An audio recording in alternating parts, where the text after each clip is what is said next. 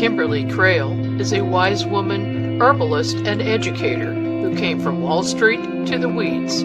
Casey's mission is to teach folks how to heal themselves using whole plants and foods as medicine. You can heal yourself with simple and inexpensive methods, foods, and herbs. And now, here's the host of Weeds of Wisdom, Kimberly Crail.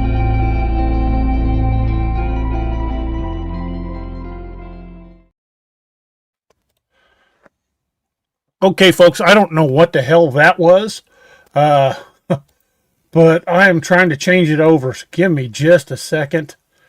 I have no idea how that happened. I think somebody might have been smoking some Weeds of Wisdom. There's a bunch of new videos put in our slot, and our intro and outro got deleted. Nice.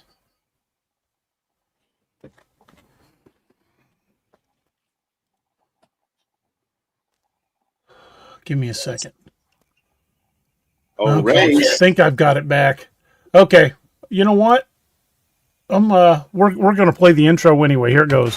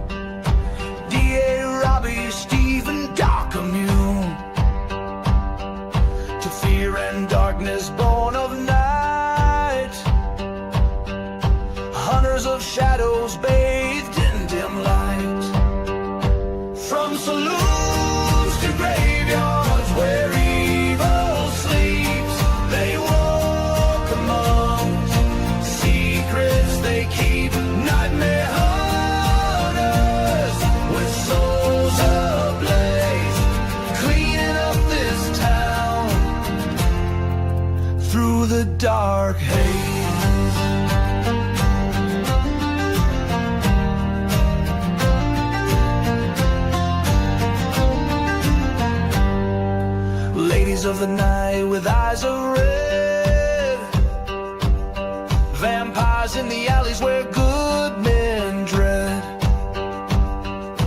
wolfmen howling beneath the pale moon, but justice is coming and coming soon.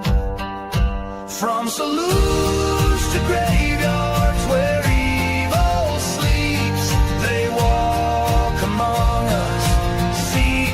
They keep nightmare hunters with souls ablaze, cleaning up this town through the dark haze.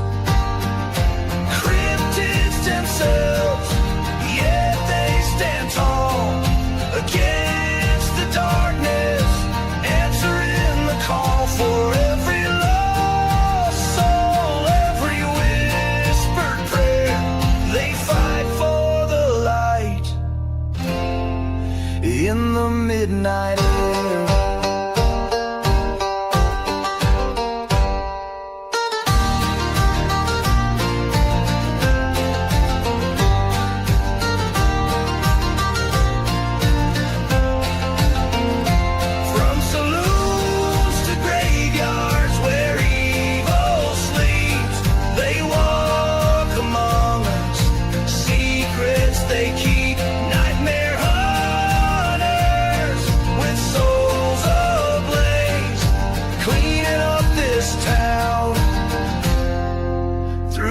Dark haze. The night is young, the hunt begins. For against the darkness where hope never ends.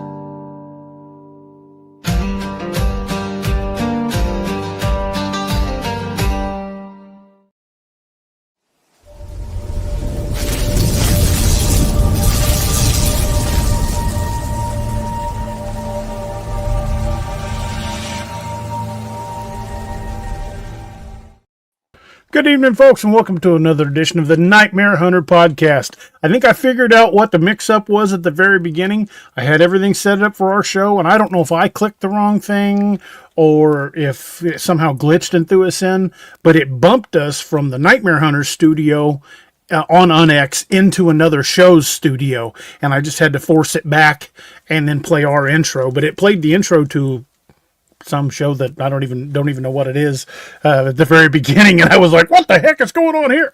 So we got it straightened out. And joining me in the studio tonight is Robbie Jed Rains. Hey, we already got a super chat from Bobby Singleton. Thank you, Bobby.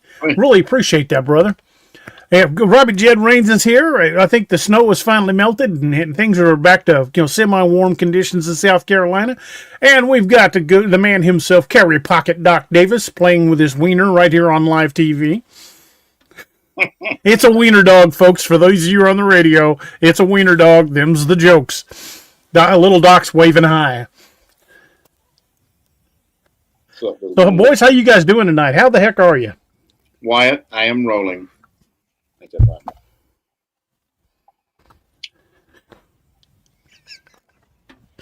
Yeah. All right, folks. In all seriousness, though, we're going to jump in. This is episode 402, Taken in the Wilderness. Real missing persons cases that point to something else.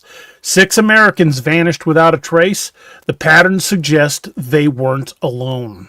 The wilderness doesn't care about you. It doesn't care how experienced you are. It doesn't care how prepared you think you are. It doesn't care how many times you walked the same trail, hunted the same ridge, or camped under the same stars. Because out there in the deep timber, those are places where the rules change, where they may not apply to you. Places where sound dies, where tracks vanish, and where dogs refuse to enter. Where people step off the trail and are never seen again.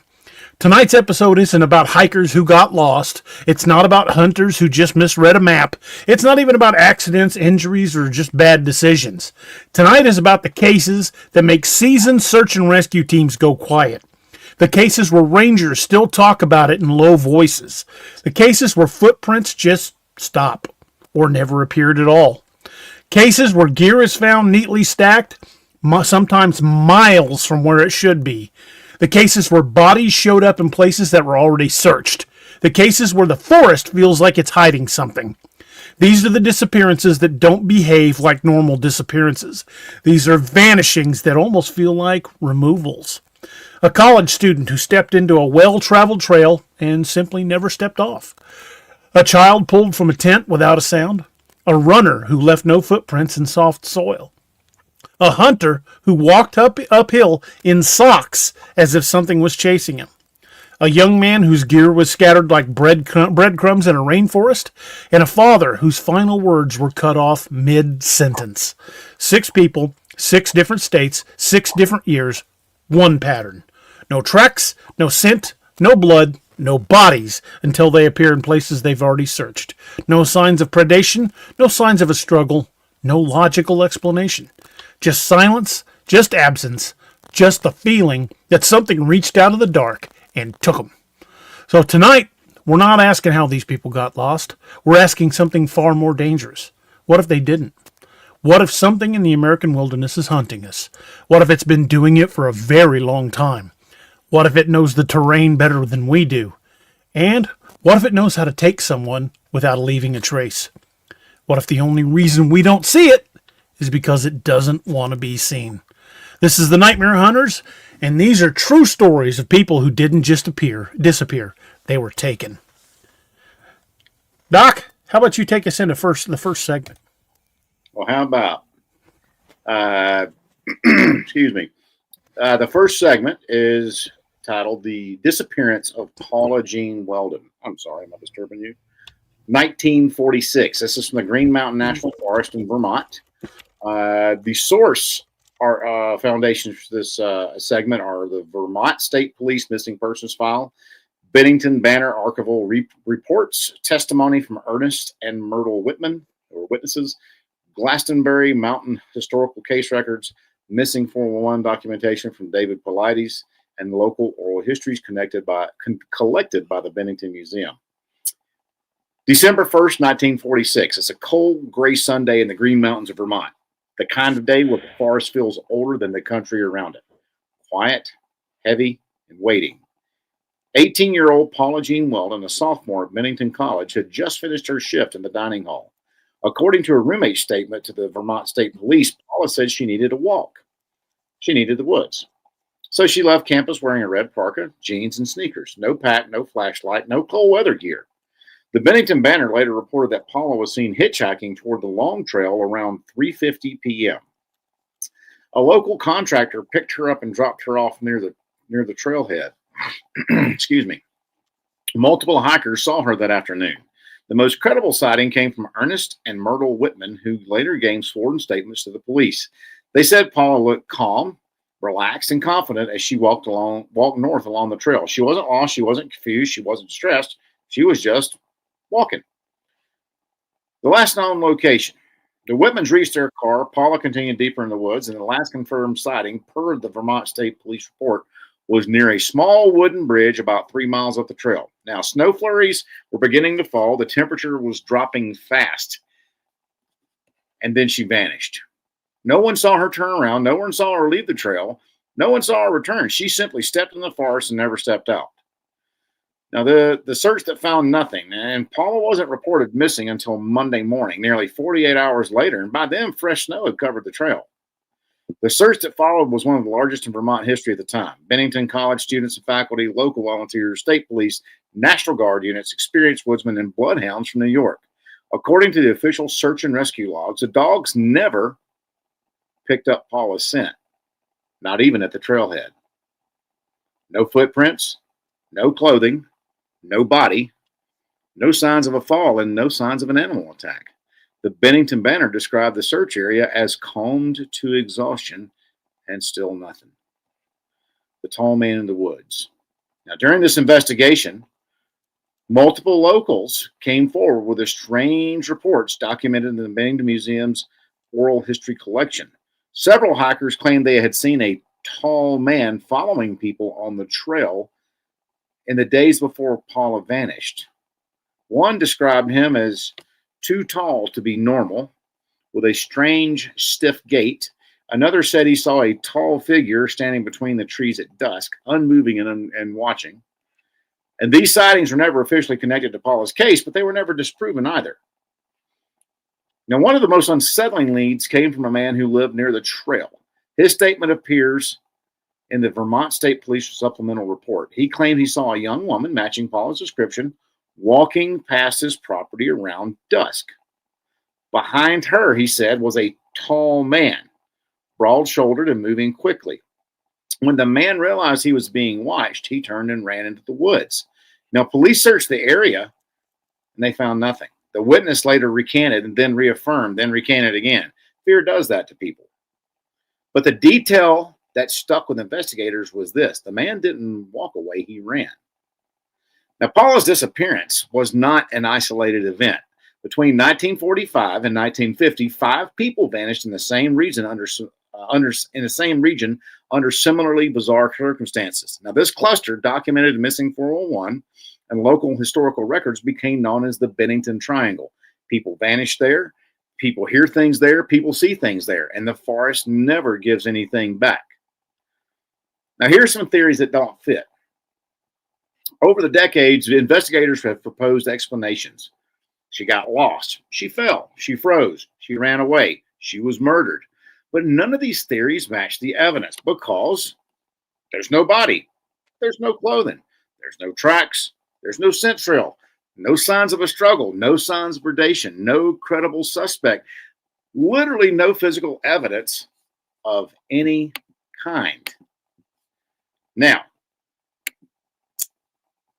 the Vermont State Police case file remains open to this day, 80 years later. And the forest, well, the forest remains silent. Dun, dun. That I've heard about the Bennington Triangle before. There's a lot of people who've gone missing over the years up there. So a tall man. Broad shoulders. Broad shoulders. And see, I was thinking maybe it was a pale walker, maybe it was a Wendigo or something like that. But yeah, I don't know, man. What do y'all think? I mean, let's look at it from a forensic standpoint. Okay, Robbie, you've worked with tracking dogs. DA, you've worked with tracking dogs. Hell, Robbie, you had a dog. No scent trail. These bloodhounds couldn't even pick up a scent trail, which is highly unusual, is it not? That's very strange, especially seeing as how witnesses put her on the trail. Right. And within, I mean, if they had them out there searching within 48 to 72 hours, because the missing persons report was filed at 48 hours. So I would estimate probably somewhere within 96 hours, a bloodhound should still be able to pick up a scent trail, even through snow. Yeah. Yes. Oh yeah. Yeah. So, I mean, I'm not a tracking expert outside my wheelhouse, but so there was, not only was there no scent trail, but there were no tracks, none. And I mean, let's think about this too. When I was reading this story, I was like, she picked a hell of a bad time to go out on a hike. Early December, 1946. That's during some of the shortest days of the year. And if the hospital was telling her that she needed to walk, couldn't she have just like walked around the college where she went? That's what I was thinking too. I mean, would have been safer. Why would you want to leave it almost? I mean, really, up in Vermont, especially, that's dusk. I mean, you think of the latitude that Vermont is located on. That's getting dark pretty quick, man. What was it? 350 when she was headed toward. She was. I mean, it's getting dark up there, especially up in the mountains up there, and just like here in Colorado. Anybody's been around mountains, buddy, when that sun goes behind that hill, it gets darker than a coal miner's booty. You know what I mean? And so that's something else to think about. What about physical evidence? They never found anything. Right. I mean, not clothes, not tracks, nothing. No, this is not supposition. This is something that's confirmed in the search and rescue, the SAR logs. And then, that tall dude we were talking about. I don't know. What do y'all think that could be? I mean, they said it was a man, so obviously it moved like a man, but it had a weird gait. Large, broad-shouldered. Part of me want, you know me. I want to think Bigfoot right off the bat, but maybe it was just a guy. Maybe it was. Maybe she did just disappear. Challen says the unusually tall person being seen beforehand, then someone seeing her. Why didn't he yell for her if she needed help? Yeah, that's a great point. I mean, if I saw somebody following somebody and I looked at that dude and he knew that he was being looked at and he booked it into the woods, I think I'd be like calling out to the person following and saying, hey, you got some freaking creepo on your six. You may want to get to somewhere safe. Right. DA, I'm sure you'll back me up on this because the cop in me automatically goes to the guy that had the property along the trail. Told something, right. And goes back and tells it again, recants again, and goes back and tells it again. Right. Immediately, that's red flags to me. That's highly suspicious. Very suspicious. Well, the fact that it's still an open case means you can't FOIA it. Yeah. So, good point.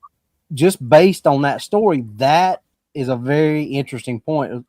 Why did he say that, then recant his statement, then come back and say, yeah, it was what I said, and then recant again, and then go back and say, that makes no sense.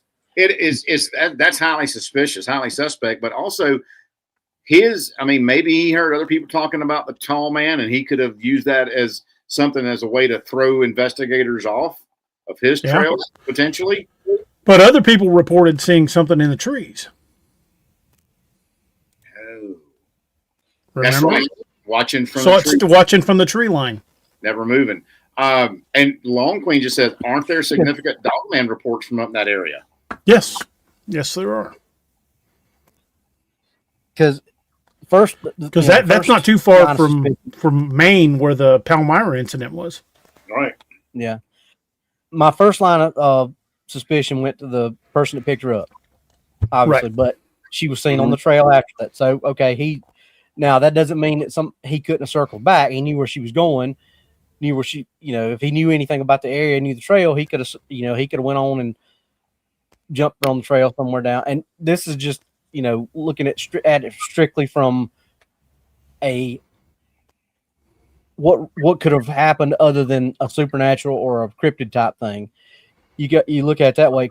If he knew where he dropped her off, he knew anything about the trail, knew where that trail went. If he'd walked that trail, he probably would know a good ambush site. Yeah. Maybe he was the tall man that the guy saw following him. But you're forgetting the detail, Robbie. Over the next few years, there were 5 other disappearances in that same spot. Dude, I was just about to say that. All of them weird enough that they were profiled by David Paulides. But that's where I was going with that. Yeah. Just this way, because we don't know any details about the other one, so we have to talk about this one because this is the only one we have the facts on. Could this have been just somebody like either the guy that owns the property or that guy that's just a park predator like that series, or is it something else? Right. It could be a serial. It could be a serial killer. That's what when I read the 5 disappearances in 5 years, I'm like, that's serial killer profile. Yeah, that's a pattern, man, and that's what we follow is those patterns and those investigations. So is it possible that it could be a cryptid involved? It's entirely possible, but it's equally as possible there was a serial hunting there.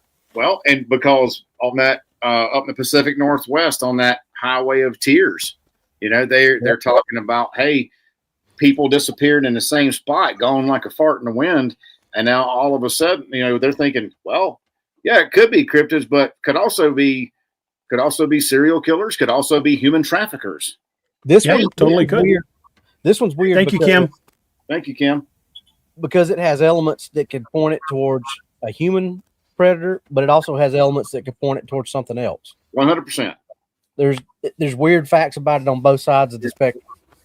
I mean, you like the AZ say, you could look at it from both, like you just said too, Robbie. You can look at it from both sides of the spectrum, and either one of those theories, because that's all they are, because it's still an open case and we got no physical evidence. Either one of those theories is entirely plausible. Calvin says, I wonder if the dogs couldn't just pick up the scent or they refused to track. It doesn't say so. Because they should have got something at the trailhead. Mm-hmm. And I saw somebody put something, if she was lifted up, the scent just kind of walked. That's true to an extent, but a lot of the scent particles, especially bloodhounds, because bloodhounds are ground trackers. If they had anything like a shepherd or a Malinois or anything like that, that wouldn't have mattered because they're air trackers. They get their nose up in the wind anyways. That wouldn't have mattered to a shepherd. It would have mattered a good bit to bloodhounds if that's all they had.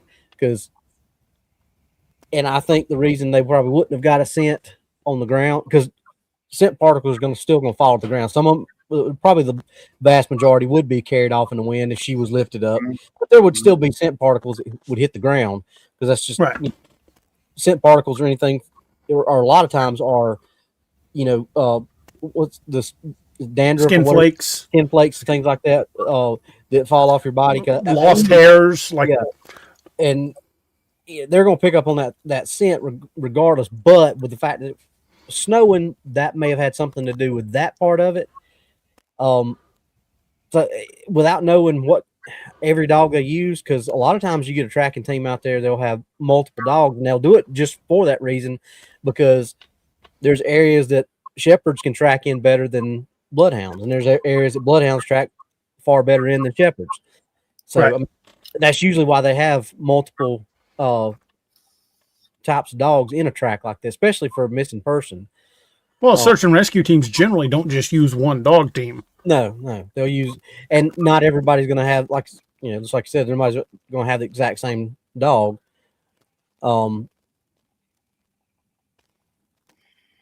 So I would be curious to know a couple of things. Number one, what kind of, if they strictly used all bloodhounds or had a mix.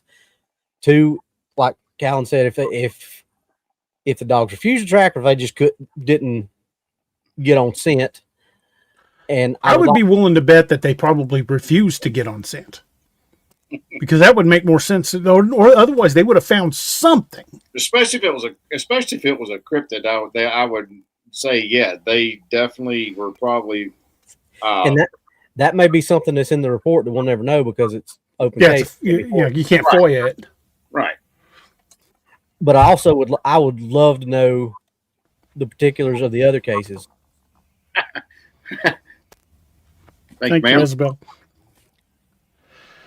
So why do you think that the tall man sightings were dismissed? Same way they're always dismissed. Oh, it ain't no. That's just people being crazy. Yeah. It didn't fit the narrative, so they dismissed it. Didn't fit the narrative, and they're like, well, there's no evidence of a tall man. Right. Well, there's no evidence of her either. What do you think they'd have said if they'd have found 19-inch bare tracks? Not Right. bare, as in barefoot, not bare as in. Right. Right. Like humanoid tracks. Well, yeah, I mean, you could look at it if you're trying to. I mean, and as we do, we try to debunk it. Dude, she wasn't prepared for that kind of weather. She went. It was just a day hike. Yeah, just getting exercise. Yeah, she went there at dusk, and then it started snowing. So, could one make the supposition that she got hypothermic, got disoriented as she entered into stage 2 hypothermia, and get that confused thing, and then maybe she got went to a cave or fell into a ravine, even though they said I'm trying to be. You're playing devil's advocate, which is exactly what we want. I'm playing devil's advocate here, but I ask all those questions and then I answer it with this. They didn't find a single shred of physical evidence after they combed the area to exhaustion. And still haven't. Right. Correct. Isabel's right. So I think disagreeing with witnesses is rude. You can question without just saying everyone who sees something is mistaken and doesn't know what a bear looks like when they live in the woods. Another fair point is we're not talking trails out deep into Mark Twain like where we were at. We're talking trails at the edge of town. Right. And she went missing in a populated area. A very populated area. And Isabel, that's exactly what I'm talking about. Paradoxical stripping. That's part of your later stage hypothermia. That's when your body temperature is getting down 84 degrees or less. In this scenario, I mean, yeah, and that could have happened. And that's why I'm playing devil's advocate. So I don't know, man. Josh Dalton says, Rob, you got to remember this is 1946, so canine programs were in their infancy. According to Google's, German Shepherds weren't mainstream in law enforcement until the 50s. Yeah, but they didn't. Search and rescue teams didn't rely on law enforcement dogs. They called in tracking dogs, and they've been using those for hundreds of years. The Google's is wrong on that one because I was trained by Charles Kirshner, who was D.C. Capitol Police master trainer, and he was in that position in 1941. Or 1942, excuse me. Yeah, they've been using bloodhounds for many years. Yeah. Now, certain agencies might have been in their infancy. Maybe this one was in its infancy, and because canines are not utilized here in America like that. Canines are used overseas, like we DA and I use a taser. If somebody, an officer overseas, tells you to leave a place one time and you don't leave, and they've got a dog, the next sound you hear, if you don't obey them, is going to be the sound of that dog's jaw snapping shut on whatever part of your body it can get a hold of. And you're not going to, judge is going to look at you and say, well, you should have left. Yeah. They utilize dogs a lot heavier over there. We don't use them that way because, well, we're not getting into that, but you know where I'm going with that.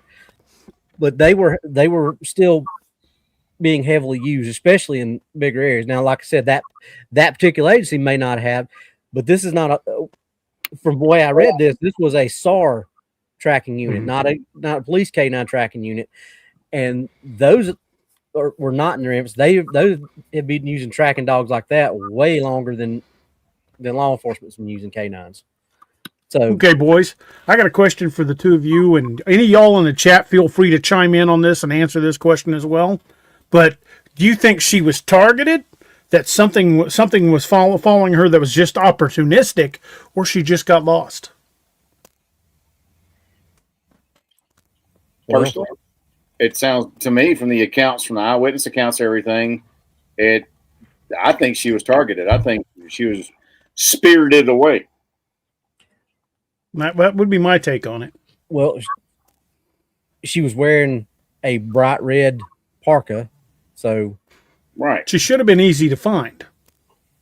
Even if she had fallen in the snow, with it said flurries. It didn't say heavy snow accumulation. Or even if she, part of that red parka would be visible. Right. Or even if she got hypothermic and stripped that sucker off.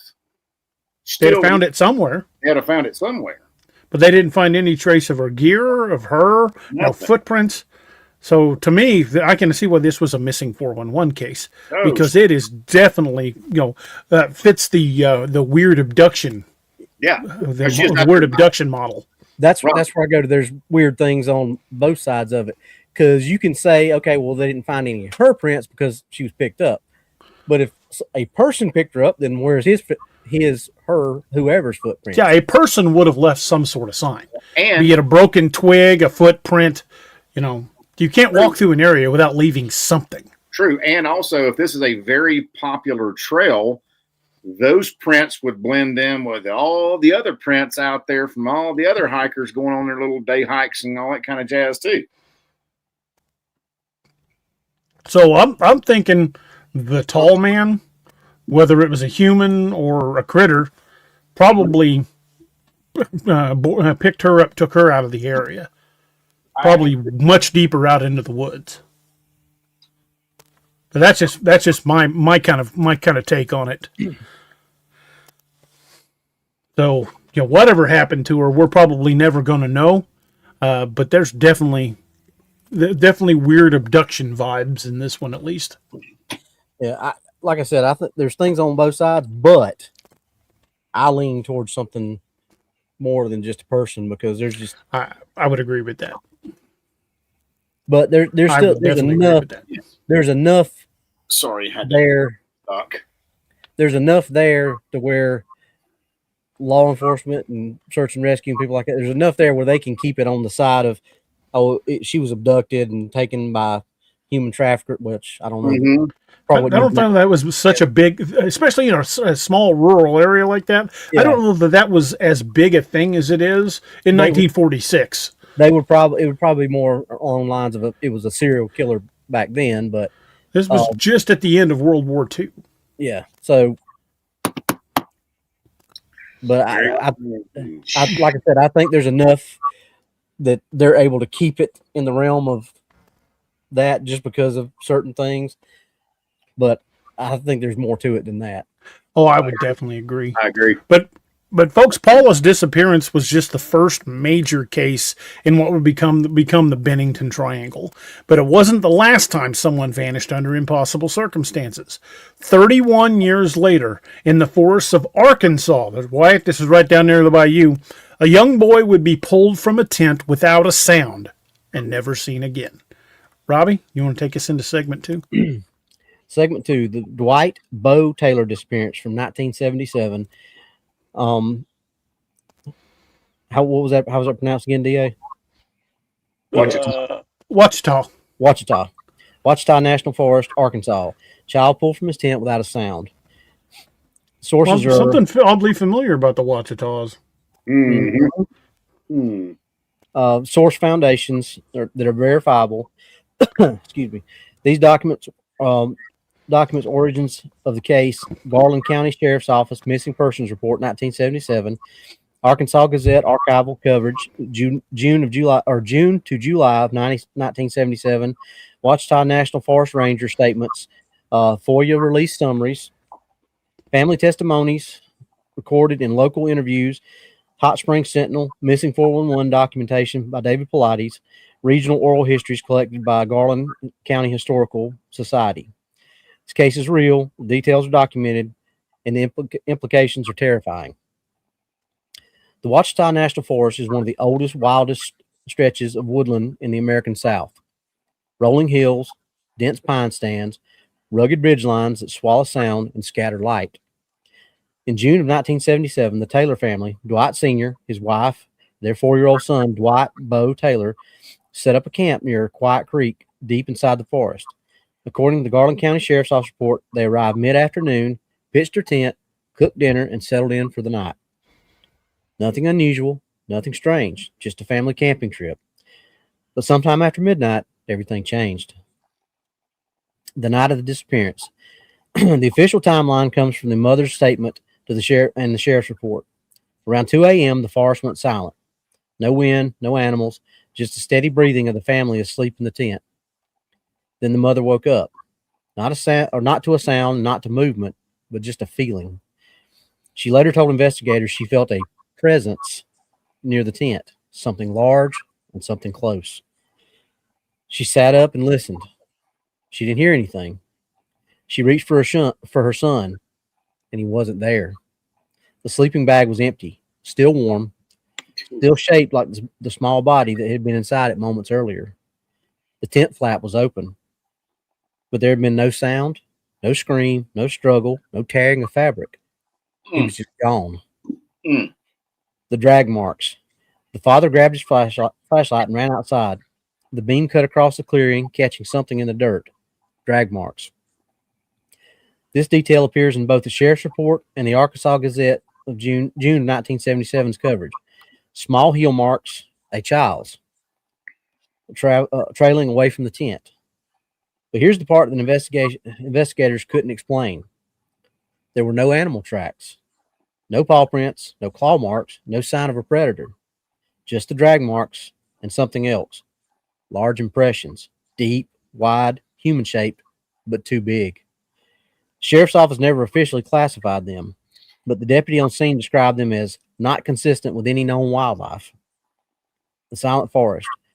Search teams arrived before dawn. Rangers, deputies, volunteers, and bloodhounds. According to the Ouachita Ranger statements, the dogs followed the drag marks for about 40 yards and then stopped. Not because the trail ended, not because the scent faded. They stopped because they refused to go any further. Handlers tried to coax them, pull them, and encourage them. The dogs just sat down and whined. They wouldn't move. This detail appears in both the FOIA released ranger notes and the missing 411 documentation. Whatever took Bo, the dogs wanted no part of it. The search that found nothing. For 3 days, the forest was combed by sheriff's deputies, state police, national forest rangers, local volunteers, and tracking dogs from 2 counties. They found no blood, no clothing, no body, no animal sign, no human suspect, no evidence of a fall, no sign of drowning, no sign of a struggle. The drag marks simply ended at a patch of disturbed soil and then nothing. It was as if Bo had been lifted off the ground and carried away. The child's testimony. The most chilling detail came from the mother's interview with the Hot Springs Sentinel. She said her son had been uneasy all evening, kept looking at the tree line, kept asking about the big man, or kept asking if the big man was going to come back. When she asked what big man, he said, the tall one, the one in the trees. She assumed he was imagining things, a child's mind, shadows in the forest. But after he vanished, that detail became impossible to ignore. The unofficial ranger theory. Off the record, one ranger told a local reporter, quoted anonymously in the Arkansas Gazette, that case reminded him of older stories from that region. Stories of something large, something upright, something that could move silently through the woods, something that could take a child without waking the parents. He said, whatever took that boy, it wasn't a bear. The case that never closed. Bo Taylor was never found. Not a bone, not a scrap of clothing, not a single trace. The case remains open, unsolved, and unexplained. And as we said before, the forest remains silent. Man, that messed me up. I ain't gonna lie. Okay. That was a lot more straightforward and All right, dang, man. details. All right, boys, bear with me a second. Parents are asleep, kids asleep. Probably between the parents. That's where we put our kids when we camped. Jesus. Okay, kids asleep in the sleeping bag. Something with a big hand like a Bigfoot grabs the kid's entire face. Yep. Kid can't make a sound. Just lifts him straight out of the sleeping bag and out of the tent and is gone. To quote Doc, like a fart in the wind. And he is. Man, that's just holy crap. I mean, but the heel marks, I would say he grabbed him and probably dragged him out of the tent and then got him out where he could scoop him up and gone. Up in the trees. Because they didn't find any more tracks after that. They didn't find and a track. The dogs, this time it flat out said it, the dogs refused to track. They just and that part is in the official report too. Yeah, exactly. So that's well documented by credible sources. That's not hearsay. That's not, well, Jim's brother's uncle's brother's girlfriend's, bait shop on 49 said that. No, that was in a verifiable report. And I'm gonna tell you this, dude, and I know y'all too, as parents. I mean, it's, and somebody else said it, Chad. It's sad when anybody disappears like this, but my God, it's as a parent, that just hits me hard, dude. Thinking about that, I'm a grandparent, thinking about my little baby Buck or my little Kent getting jerked out of a tent and gone. Whoo-wee. Hillary said, were their heads positioned toward the front or the back of the tent? I always slept with my head toward the front, what I always did. But it didn't say. Based on the fact that there were heel drag marks dug into the ground, I would say they were sleeping with their heads towards the front of the tent. Because if could have been, they could follow my line of reasoning, thinking about DA's, what he just stated, if it reached in and grabbed him by the head and pulled him out, what's gonna be in contact with the ground? If he's sleeping on his back, if you're grabbing something by the face, it's going to be the heels that are going to be following the track out. Dr. Short, that was in 1977. I was 7 years old, so I was probably in the ballpark of the age of that kid.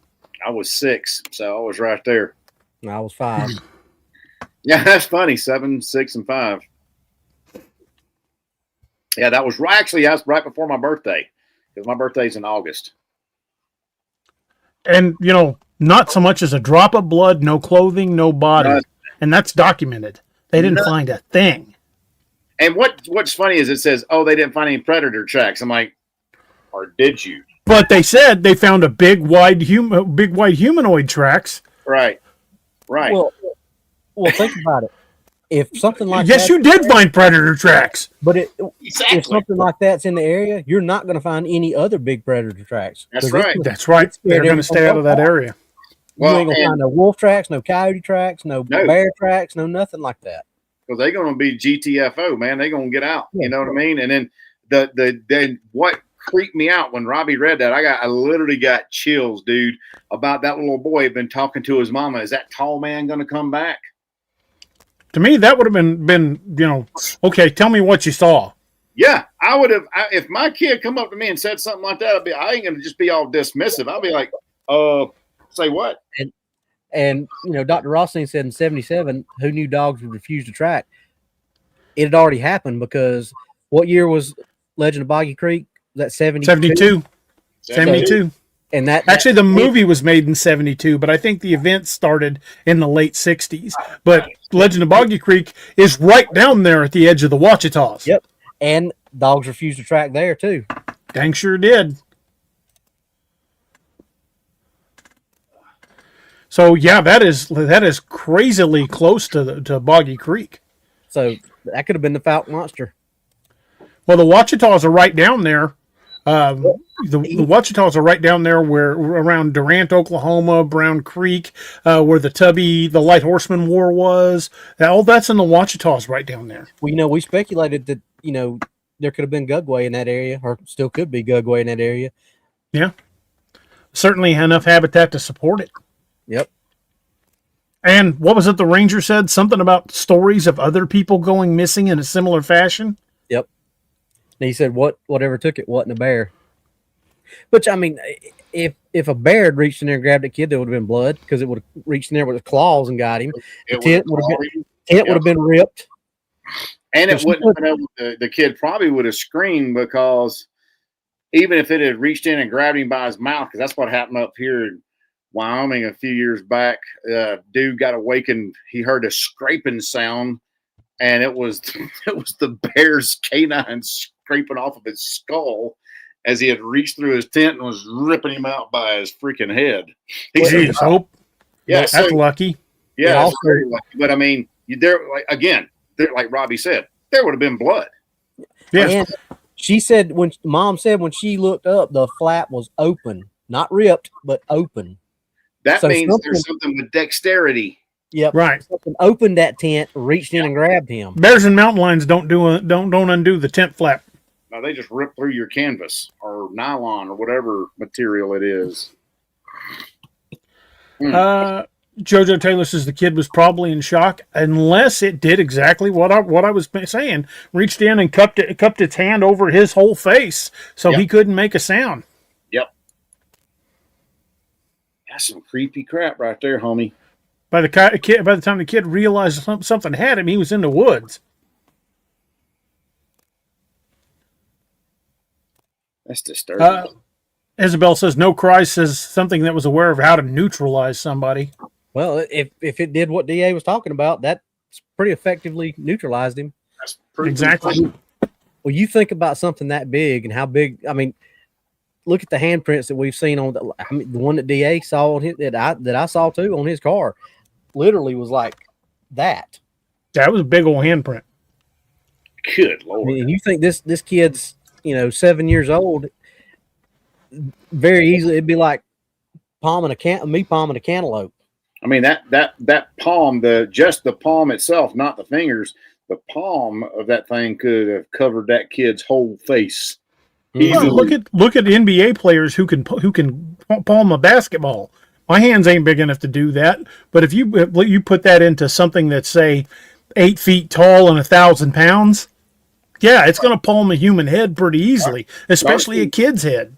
Darcy Den just had a good point. It could have broken the kid's neck when it grabbed him either, which would have made no noise either. Absolutely. Yeah, absolutely.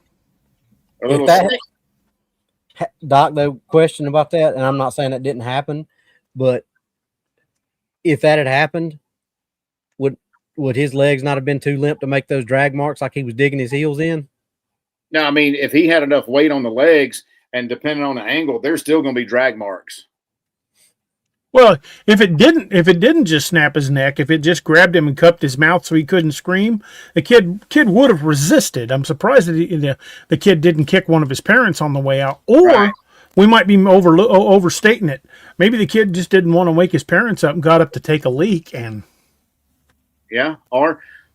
that's it. Yeah, he could have done that, or it happened so quickly and so suddenly that he didn't even have a chance to kick his parents because he was in such a sound sleep. Yeah. I mean, it snatched him so quick. We're like, he didn't have a chance. We're theorizing like this, I mean, that's all we can do. I mean, nobody knows for sure. Absolutely. Yeah. But we're just postulating things that make the most sense. Yeah, man. Well, though this one has zero feel of any kind of human involvement. No. Especially them describing the oversized bear human-like tracks. Yeah, that's predation right there. You know what I mean? That's the way I look at it, and even it's funny because the accounts that DA had read, and when he put it into the Wild Hunt, the Team Odin, the Wild Hunt books, the Ouachita is known for extremely aggressive cryptids. Yes, it is. And Hillary, the drag marks were outside the tent. And went for, what did it say, about 12 to 20 yards or something like that? Something like that. Like it had dragged him into the woods and then gone. Probably up a tree, would be my guess. That's a common theme we're seeing, isn't it? Yep. With these cases. And that's a big red flag to me that the tracking dogs would not refuse to track it because they're not afraid of humans. We've had coon dogs who are not particularly the biggest dogs on the planet, but we've had coon dogs just tear up after a bear and not afraid of that bear in the slightest. We lost a coon dog to a mountain lion, but they were all attacking that mountain lion. But they're not afraid of that. What scared them? Because they're not afraid of people. Right. I mean, Dr. Sharp Ross saying, how did you know the kid was in deep sleep? I don't know, man. I'm just taking a wild guess. He could have been snoring. I mean, if somebody's snoring, they're pretty deep. And I know kids snore. My dog snores. Or it could have been listening to your breathing, because your breathing changes when you're asleep. Yeah. It could have just squatted down outside the tent and waited for everybody to be at deep sleep and just went poof. Yeah. Or like Hillary just said, so he could have been lured out, or like you said, he just got up to go pee and got snatched. That is just heartbreaking, man. Good Lord. No, I could not imagine that. PW said they had lost a child, and I am so sorry for that. My heart goes out I to am you, sorry.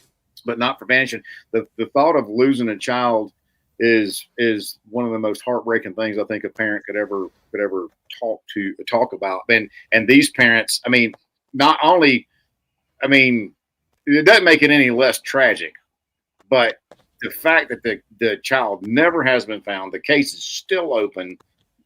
I mean, they'll never get the closure they need to move on past that. That's exactly what I was going. Well, if they were adults in 77, yeah, I'd say both the parents are gone now, because if they were adults with kids in 77, that would put them my parents' age. Yeah, they put them my parents' age too, and both my parents have passed, sadly.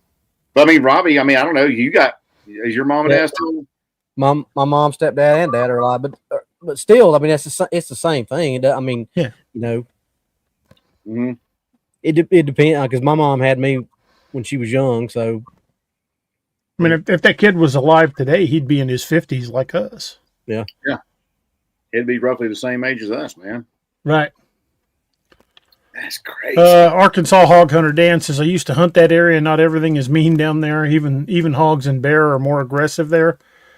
I always felt uneasy when I was in that area. I felt like being watched by an evil presence. I've driven some of the back roads in that area. I've driven her all around Falk.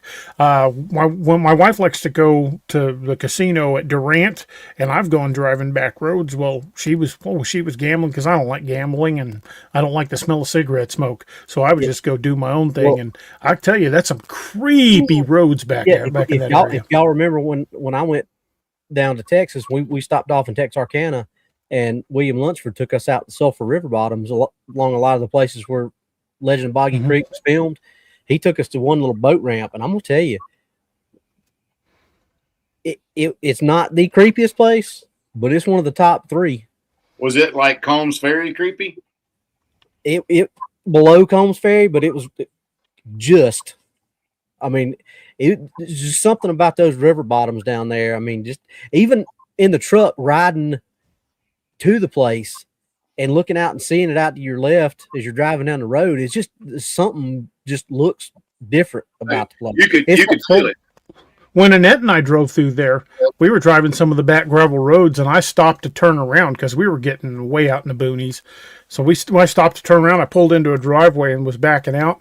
And Annette goes, look at this place. And I stopped and looked around at the woods. She goes, you could step off the road and nobody would find you. Yeah. I mean, like thick, right up to the road kind of woods. Right. Way worse than Blunk Road. Blunk Road's like driving through a tunnel, but some of those back roads down there outside of Falk, I mean, it was thick. Miss Lene, no date yet. No date yet. I'm waiting. Luca did my ebook stuff, and there was a couple of little things had to get fixed in there. Once she sends that back to me, Robbie's going to help me. DA's going to help me get the Kindle Direct publishing stuff done next week. And I don't know, how long does it usually take, Robbie, you said? It can take up to 72 hours once you get everything. Usually doesn't take that long. So once you get it submitted and they've approved everything as far as that submission, then it'll go through the actual preview. And they say it can take up to print takes longer than Kindle. Yeah, hoping to have it ready. Hopefully, if all goes well, next week, next Saturday. So maybe Valentine's Day. That would be awesome. Yeah, Valentine's Day release. That'd be cool. Well, boys, we are at a point where we need to stop and pay the bills.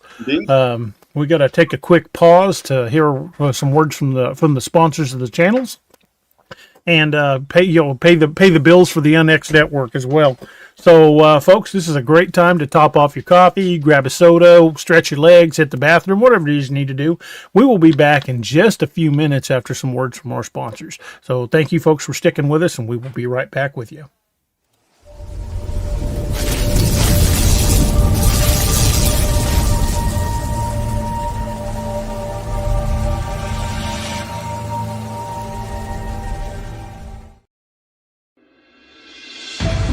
The new book, How to Research a Haunted House by paranormal investigator Margie Kay and professional researcher Violet Wisdom is now available from Unex Media. This one-of-a-kind book explains how to do research on a house with uncommon methods and resources used by historic home researchers, and how to determine who may be doing the haunting and why. How to Research a Haunted House can be used by homeowners, renters, investors, and it should be in the library of all professional paranormal investigators. Get this unique book at unexmedia.com or amazon.com. That's unexmedia.com or amazon.com.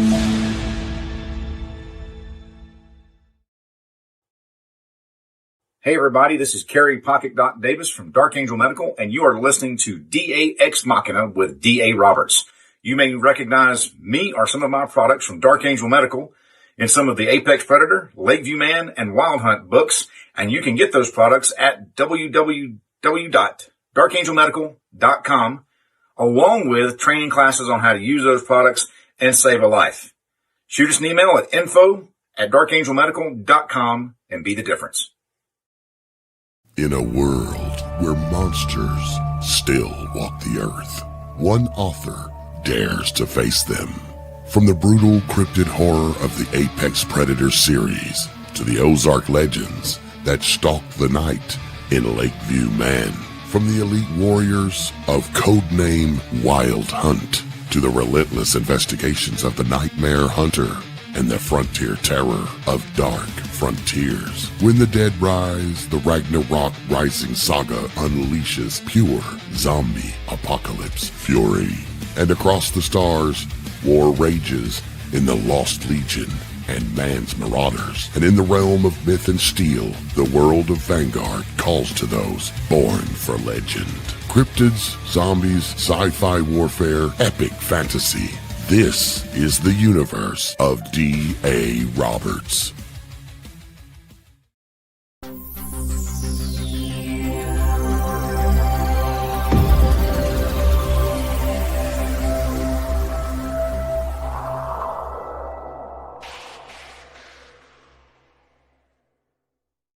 And we are back, folks, and we're going to jump right back into this. Boys, this particular one with the kid really kind of, as a parent, it really kind of gets with me. Yeah. It gets to me. Same, man. Yep. Same. We're here. Yeah. But, that one, yeah, they're just going to get weirder from here on out. Doc, you want to run us into the segue into run us into segment 3? I was just about to ask you if you'd like me to do that. I'd be happy Introduce us to segment 3, and I'll take segment 3. Sounds good. So, as DA said, Bo Taylor's disappearance shook the region, and I mean, it shook the viewers in our chat, shook us. But it was not, unfortunately, the last time somebody vanished without a trace. Decades later, on the opposite side of the country, an experienced trail runner would step onto a familiar path and simply never return. This is the disappearance of Brian Ward. Happened in 2013 in Mount Hood National Forest in Oregon.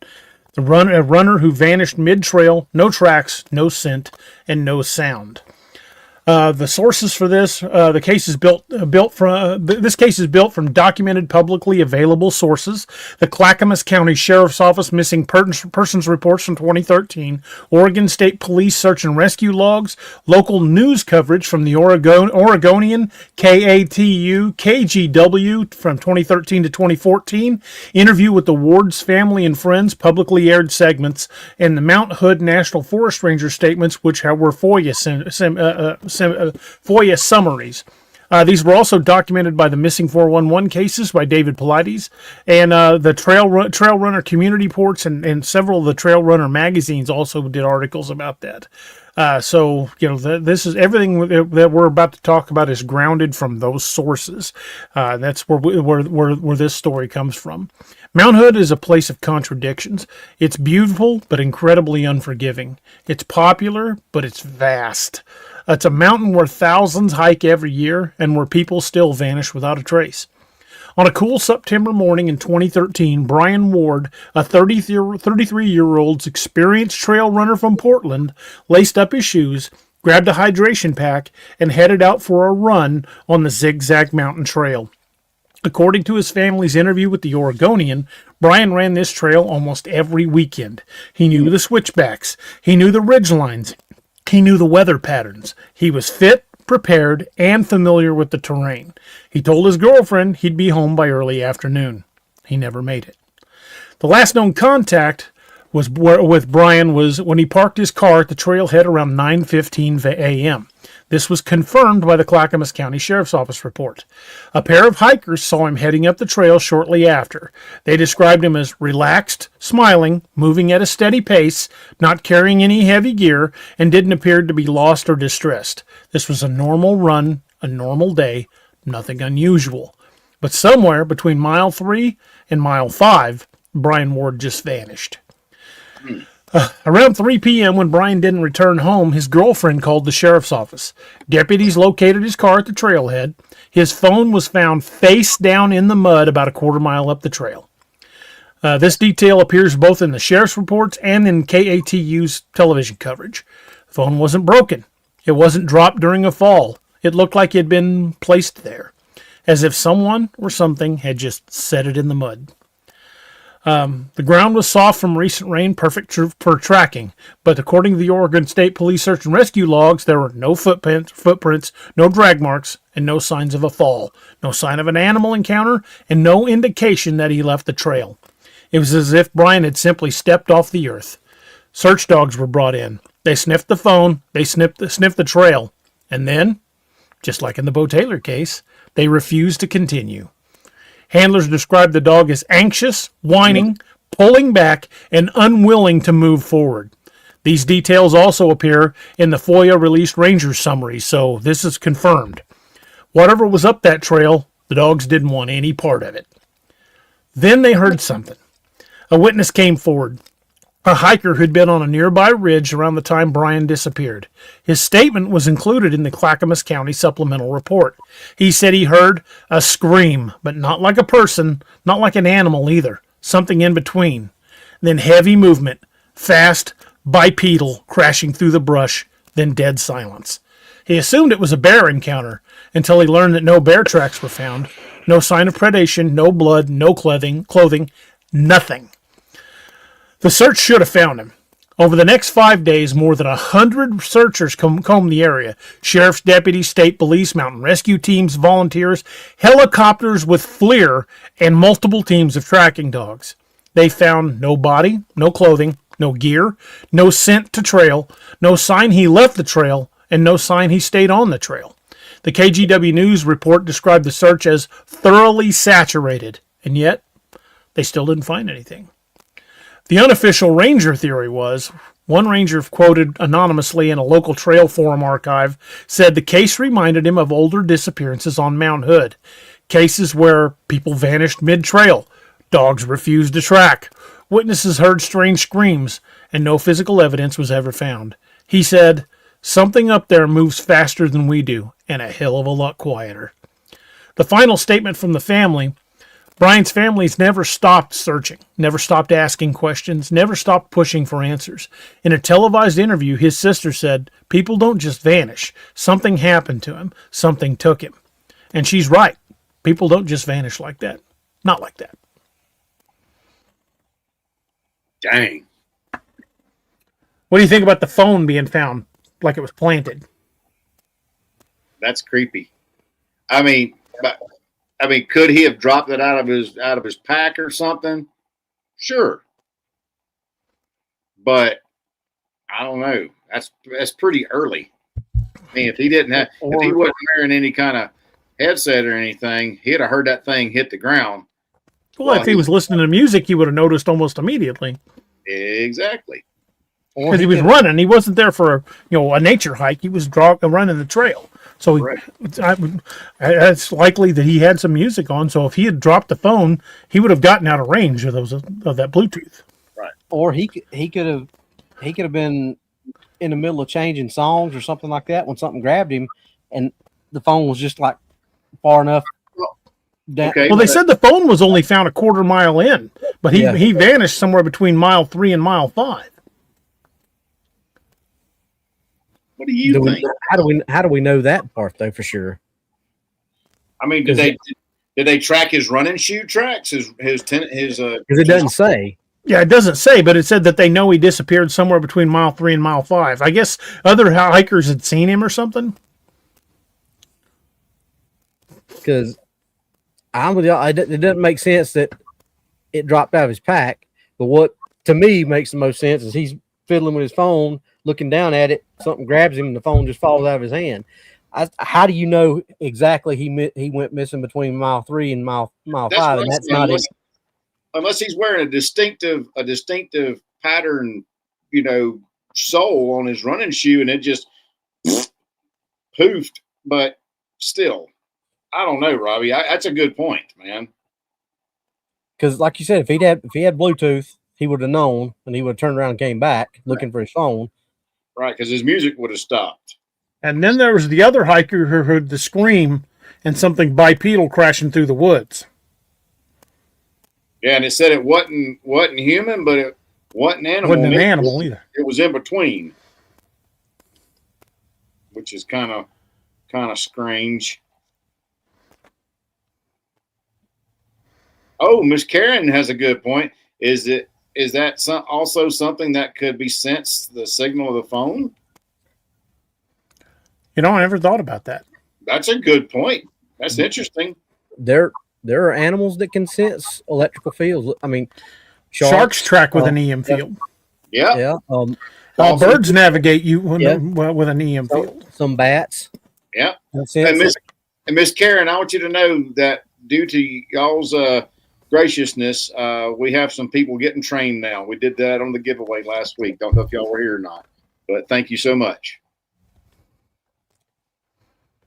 Marcus Antonius says, sounds like he was stalked and violently attacked. I would agree with that. I would agree with that.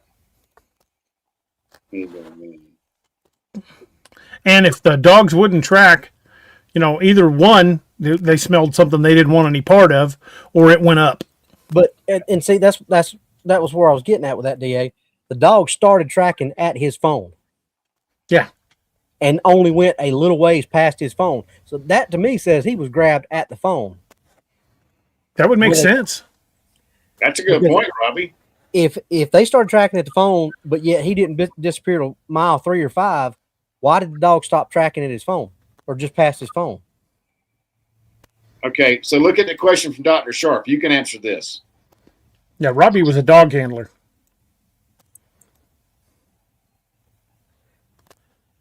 I don't think they would refuse to track a kangaroo. Dogs are a lot smarter than us in certain ways, and dogs know what they can't mess with and what they don't need to mess with. So if they're refusing to track it, like Charlie always told me, trust your dog.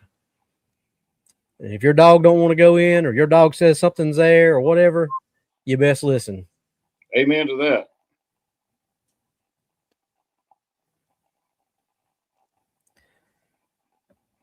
So I would think a dog would not have a problem tracking a kangaroo. Now, I think any animal, even if it was an animal it wasn't familiar with, I don't think it would know it to be a threat unless it is something that was, like a genetic memory or something that smelled so horrifying it wanted nothing to do with it. Yeah, and I think that's the biggest thing is a mix of the genetic memory. The dogs just know. They've got that sixth sense, if you want to call it that. And because we know that there are dogs that track grizzly bears. They've got dogs bred to fight lions in Africa. I mean, if there's a dog breed that's going to fight a lion, what is it out there that these dogs are refusing to track? How bad is it's whatever that is? Right. I mean, if it's more of a tough guy or bad tail than a lion, I don't want nothing to do with a lion. I dang sure don't want to do with it. Because I know this little turkey right here, he ain't going to chase nothing but that hedgehog missile they sent him. So that's about the only thing he'll attack. And some bacon. Yeah, it's interesting because just like that guy that when I was teaching in class in Washington State, he told me that his Connie Corso, when they heard the calls alternating between them on either side of them, getting closer to them, the Connie Corso, how much those things weigh? They 120, 130? Oh, probably more than that. Yeah, I'd they're probably as say big as an English Mastiff, and my English was 180 pounds. Okay. I was going to say upwards of 150 easy. Yeah. So he said this big old dog peed down his leg with his tail tucked between his leg and run back in the tent when he heard them critters calling. So they know it's something that they don't want to deal with. That's correct. Yeah. They know something is awry. But that doesn't rule out that it might have taken him up a tree. Yeah. Because that's the Pacific Northwest. Look how dense those tree canopies are. Dude, it's triple canopy up there. It's rainforest, man. Yeah. Legit. You'll be in some of those areas and daylight won't even come through. I've been up in them. It's dark. Ain't that right? That's right. Yeah, our English Mastiff Xander, when he was in his prime, he was between 180 and 190. Yeah, I mean, and if you see 100, let's say minimum 150-pound Connie Corso, freaking pee down his leg and go into a tent and say, "Deuces." Yeah, I'm out. What did Robbie just say? Trust your dog. Always trust your dog. It is time to check the old chronological device and would you look at the time? Extricate yourself forthwith. Well, then I keep going back to that scream and the something huge bipedal running. I think he got blitz attacked. Yeah, could have been. Could have been more than one. Yeah, that's what makes me think he got grabbed. He was messing with his phone, maybe changing his playlist or, skipping a song, something with his phone. He had his phone in his hand. He's looking down. It grabs him. He drops the phone, and it took him from there because the dog started tracking there. That's just past that's where they started refusing. Yeah. I think the 3 to 5 mile thing is just something that they put in there to they might have went on in 3 to 5 miles, but I think he was grabbed right there where the phone was at. Could have been. Yeah. I think it's highly likely. Either way, he was snatched up by something and he's gone like a fart in the wind. So let's expound on that. Let's talk about this, as we say, forensically even more, because we're talking about the phone. No tracks. Right. At least with that little boy that got snatched out of the tent, they found big humanoid tracks. But on this one, nothing. And they said it had even been raining. So there was a track trap. Right. There you go. But then you've got the witness that heard the scream and the tracks. There was something out there, but it was smart enough to know where to step. Exactly. And the fact too, they never found, just like the little boy, little Bo, they never found a single stitch of clothing from this guy. No physical accident evidence. Right. Maybe it was a cat person. Yeah, unfortunately, we don't know what it was, but clearly something took him. Yeah, because like his sister said, people just don't disappear. Yeah. Something had to have freaking taken him. Yeah, that was confirmed by the search and rescue logs. No physical evidence recovered whatsoever. That's my. And this was not his first time on this trail. He was an experienced runner on a trail he ran every weekend. Who's that sound like? Julian Sands? Yeah, the same thing, Robbie. Yeah, that's just like Julian Sands. Experience trail he was on almost every day, it said. Yeah. So more than likely he'd been on that trail every single day. He never had any kind of issues. He was clearly unaware of any kind of danger.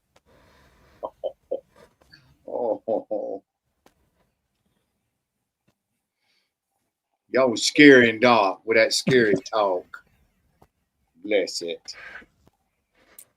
Yeah, Daddy, make him stop.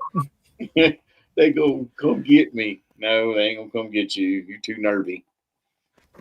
I mean, oh, Lyle Thompson has a good quote. Were they taken underground into a cave system? Hey, there are plenty of caves in that area, not to mention lava tubes from volcanic eruptions. That's a great freaking point right there, man. Tyler, we've talked about that incident in Florida. Yes, we've talked about that a few times. With the bear that ripped that dude out of his trailer. And then came back for the dog. And took his wallet out of his pants. Yeah. Because bears do that all the time. They're like, no. Freaking no cash. Freaking pickpockets. He didn't want to go. The bear wanted some burr. Yep. Yeah. I don't know, man. I mean, these are very thought provoking. And let me guess, is this an open case too, DA? Part of it was FOIA'd. So it means at least part of it is available for share with the public. But I would say the full case files probably are not released. But it did say that the ranger notes and the search and rescue notes were FOIA'd. Yep. Yeah. That's because there's nothing pertinent to a police investigation in those. Right. That's a great point, Miss Karen.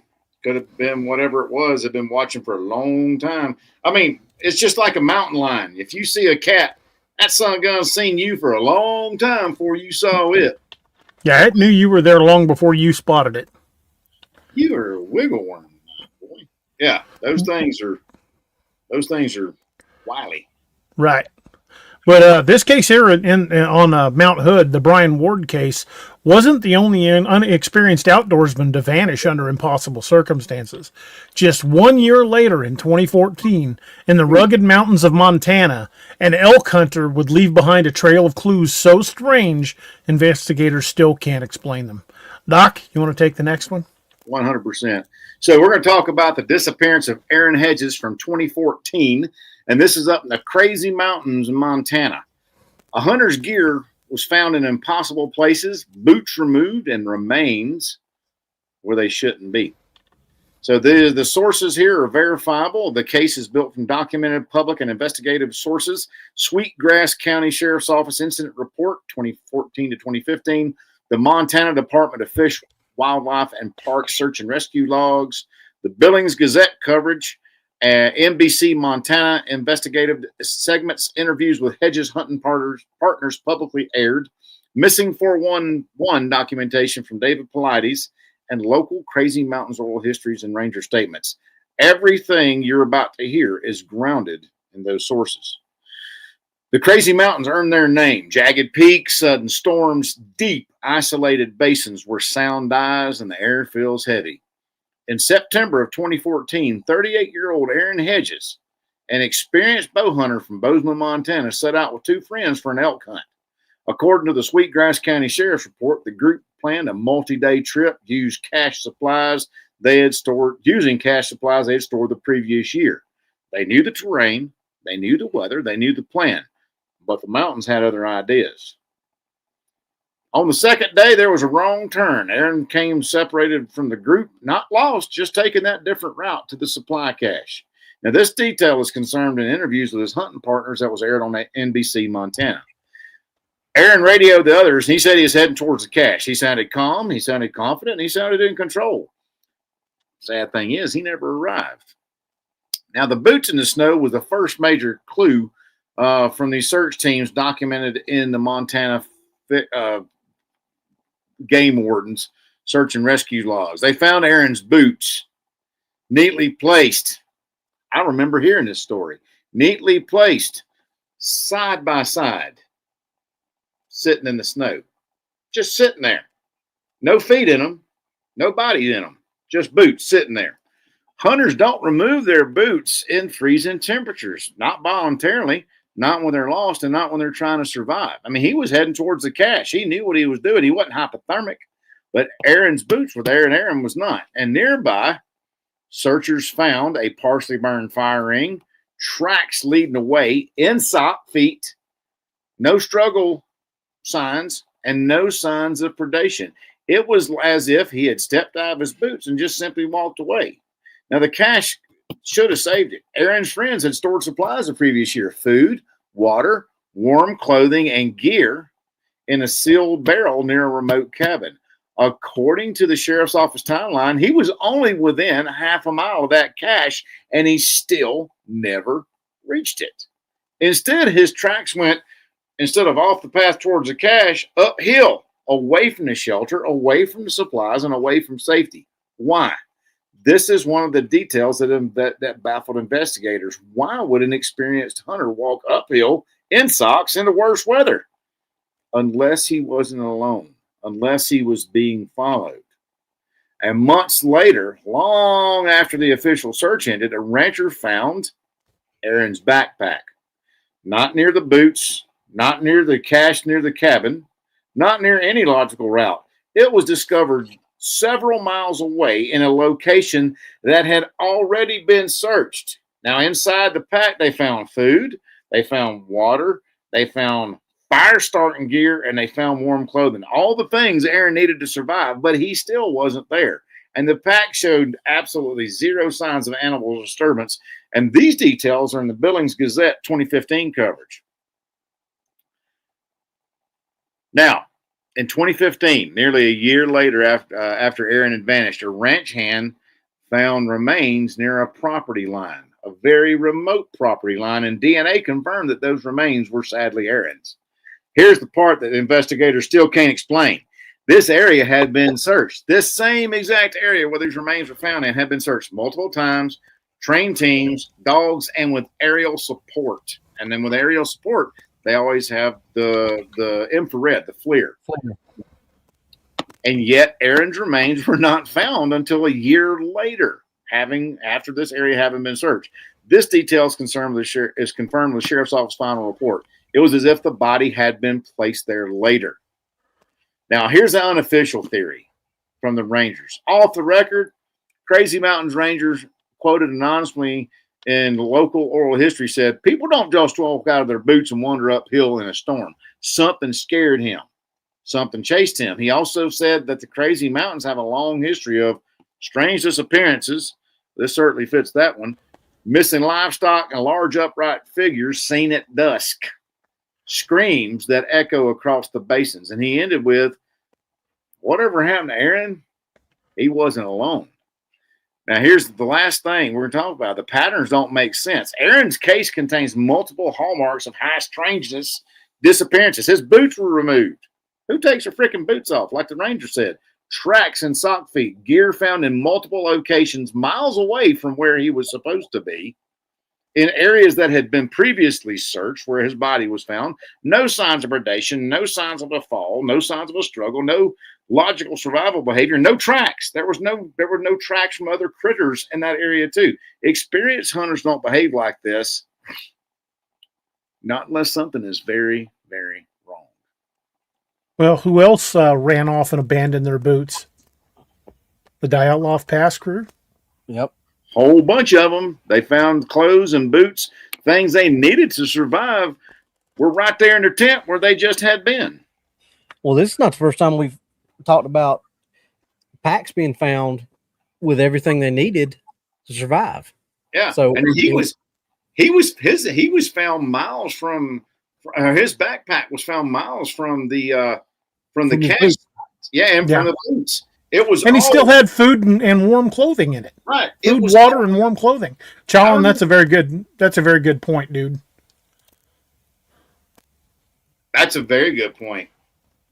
I remember reading this whenever this had happened. This was even before we started doing the show. And I was like, why would his backpack be miles away from the boots and that be miles away from the body in another direction they'd already searched? It never struck right with me. I'm going to go out on a limb and say there was a fire ring. More than likely, he took his boots off and was drying his socks. Could have been, yeah. Yeah, Lone Queen's right. I remember when I watched this, was part of the Missing 411, The Hunters. I watched this documentary. Where they found his backpack was on a ridgeline near a fence looking over a ranch. You could see it. God. And that's a good point Robbie just had. I never thought about that with the firing. Maybe he took his boots off to dry his socks out, but Why leave them behind? Well, that's socks spooked him. that's where I was getting to before you popped that up. He built his fire, took his boots off, sat down and warm his or to dry his socks off, warm his feet up, whatever the case may be. And he saw something that didn't give him time to put them boots on. That's why he skedaddled off up the hill without his boots. And I'm even going to say this too. Okay, so that's a good point. But he knew where the cache was. They all knew where the cache was because they had been there. He knew he was only a half a mile. Why wouldn't he just go on up to where the cabin was, where the cache was, build him a fire there, and do all that business there? He also had a GPS, a working GPS, and a radio on him. Right.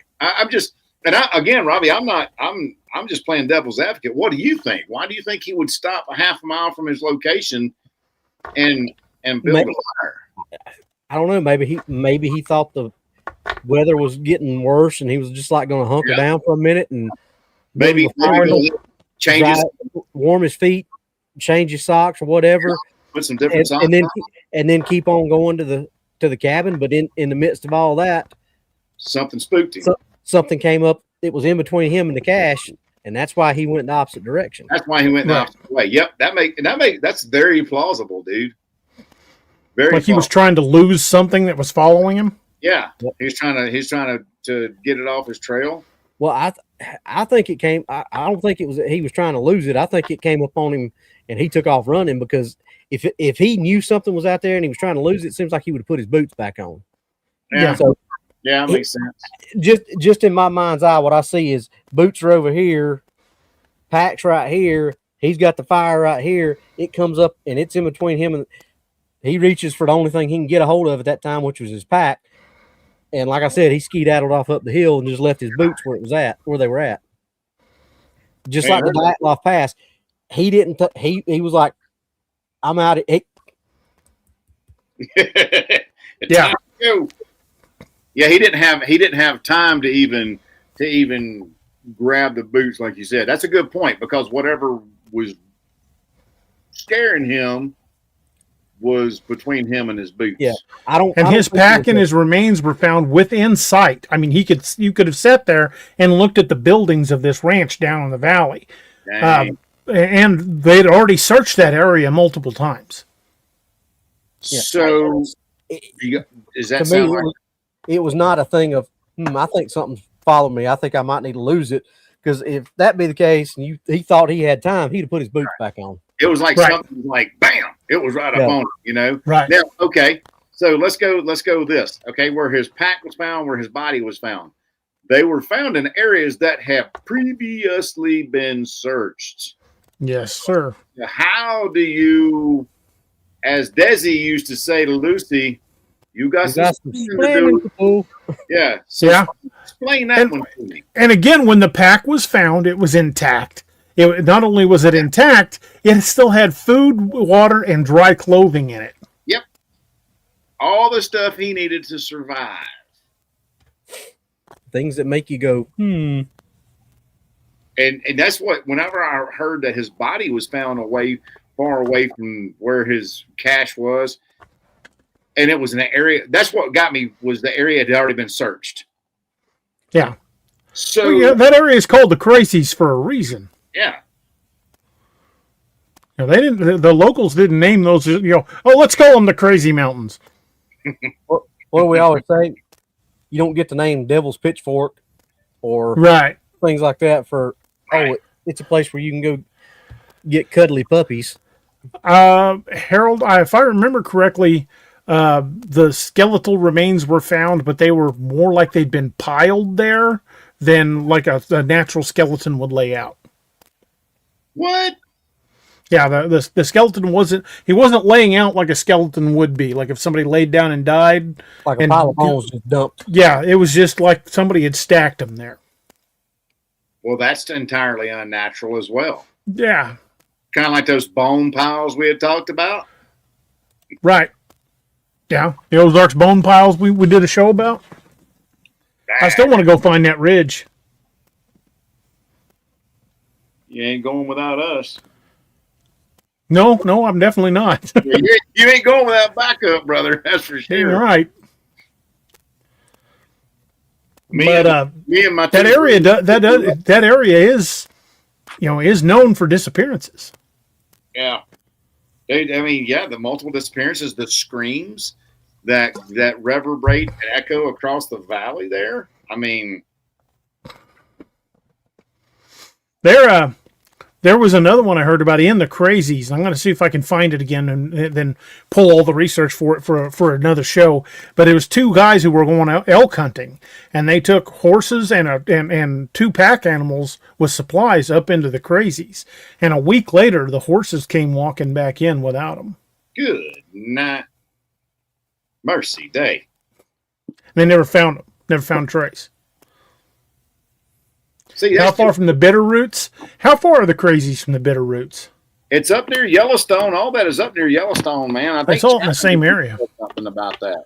I will consult the Googles. Let's consult Google. Where was that other place we were talking about? Where I read the story and I said, "How far is this from the Bitter Roots?" And we thought it was a good ways, and you looked at it and said, "Actually."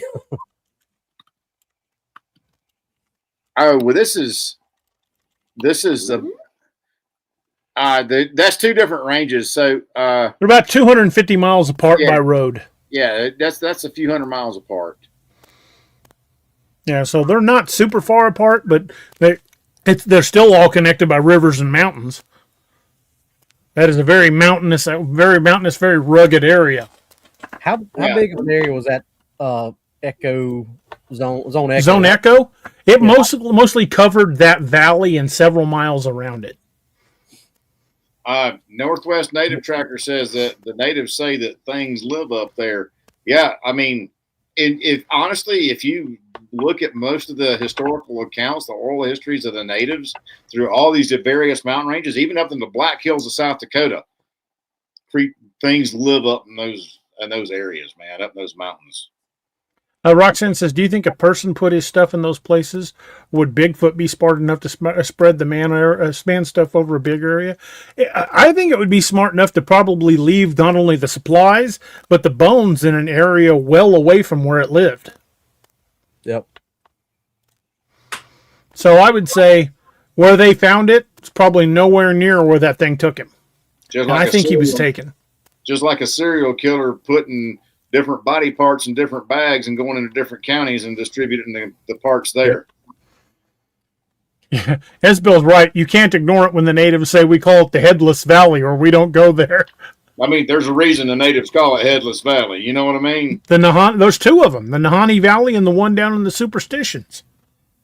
And why do they call it the Superstitions? Because there's some superstitious things happening over there. Yeah. There is superstition. Writings on the wall. Sorry. That's right. Oh, Stevie Ray. Hillary says, I doubted if a booger would care about belongings. Yes and no. I mean, if they were still up there looking for that thing and parties were still going up there regularly trying to track him down, it might have decided at some point I need to do something to throw these people off before they find me. Make them quit looking. How far was? Did it give a estimate of how far apart where he left his boots was from where all that? Oh, it was miles. Yeah, where they found the boots to where they found the backpack and the remains, it was several miles. Yes. And over some very rough terrain. And that's what I remember reading way back in the day was like, why in the cat hair would this is. It's like it was like a big triangulation almost. Everything was so far away. You know what I mean? Probably over terrain that he's not going to walk over barefooted without getting hurt. 100%. In my opinion, both the backpack and the remains being placed within sight of that ranch were placed there to be found.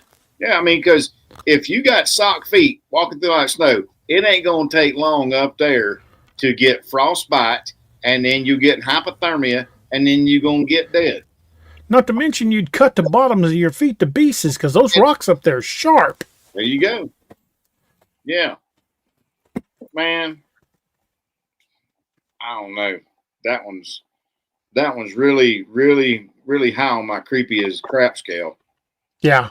There's a lot of weird going on with this story. That's a very lot of weird. Very much so. So, could it be a cryptid involved? Yeah, but in fact, I think it's most likely that a cryptid was involved. Or could it just be a simply case of that guy losing his mind? That's entirely possible. But again, like Doc was saying, he took his boots off, and there was a storm going on, and he walked off in his stocking feet. Ain't no way he made it far. No. Not between the rain, the terrain, the sharp, jagged rocks, and the snow. Hypothermia would have hit him quick. I don't think he could have made it very far. Yeah. And here's the thing. He was a hunter. So a serial killer is probably not going to go for somebody who's armed. Right. Yeah, he was carrying a rifle. They were up there elk hunting. So he had a rifle capable of bringing something down pretty big. It was bow hunting. Oh, was it? Okay, Yeah. you're right. You're right. It was bow season. But I'm gonna guarantee you, even if they're bow hunting up there, hunters Probably had a sidearm. can still carry a handgun because of the bear and the other big predator activity up there. So he probably had at least a 44 mag or something with him, man. So he's armed. He's armed. I don't see a serial killer going after hunters.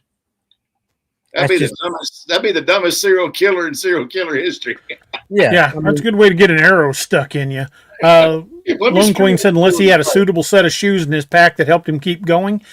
It said that the only tracks they found after they found the boots were in stockings. If he'd had another pair of shoes, he'd have put them on. That is so weird, man. AJ says, if I recall, he had a sidearm in his pack. I think I remember that. I think he was carrying a 44 Magnum, if I remember correctly. That is so weird.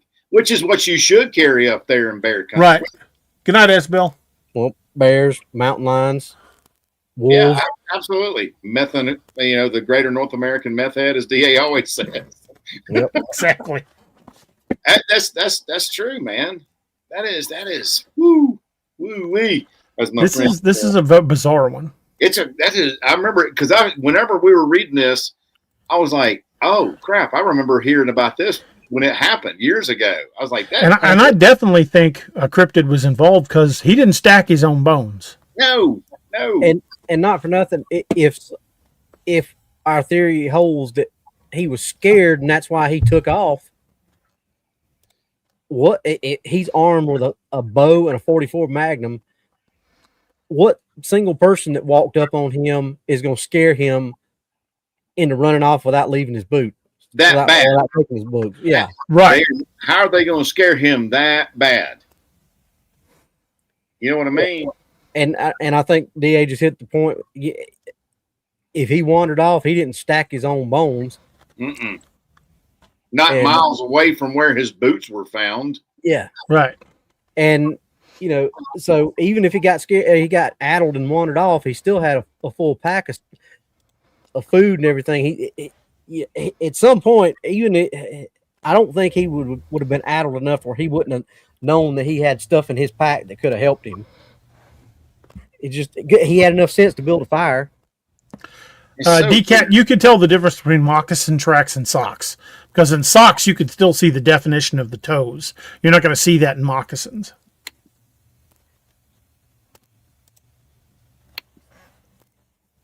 Especially when the socks get wet. Yeah.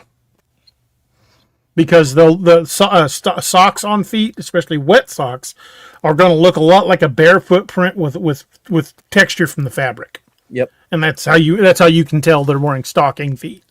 Yeah. Walk across the concrete in wet socks, and you'll see your footprint. With just dude, I've been up halo there. outline. Hey, DA, if I send you a picture, do you think you could post it? Sure. Or check it out. So this is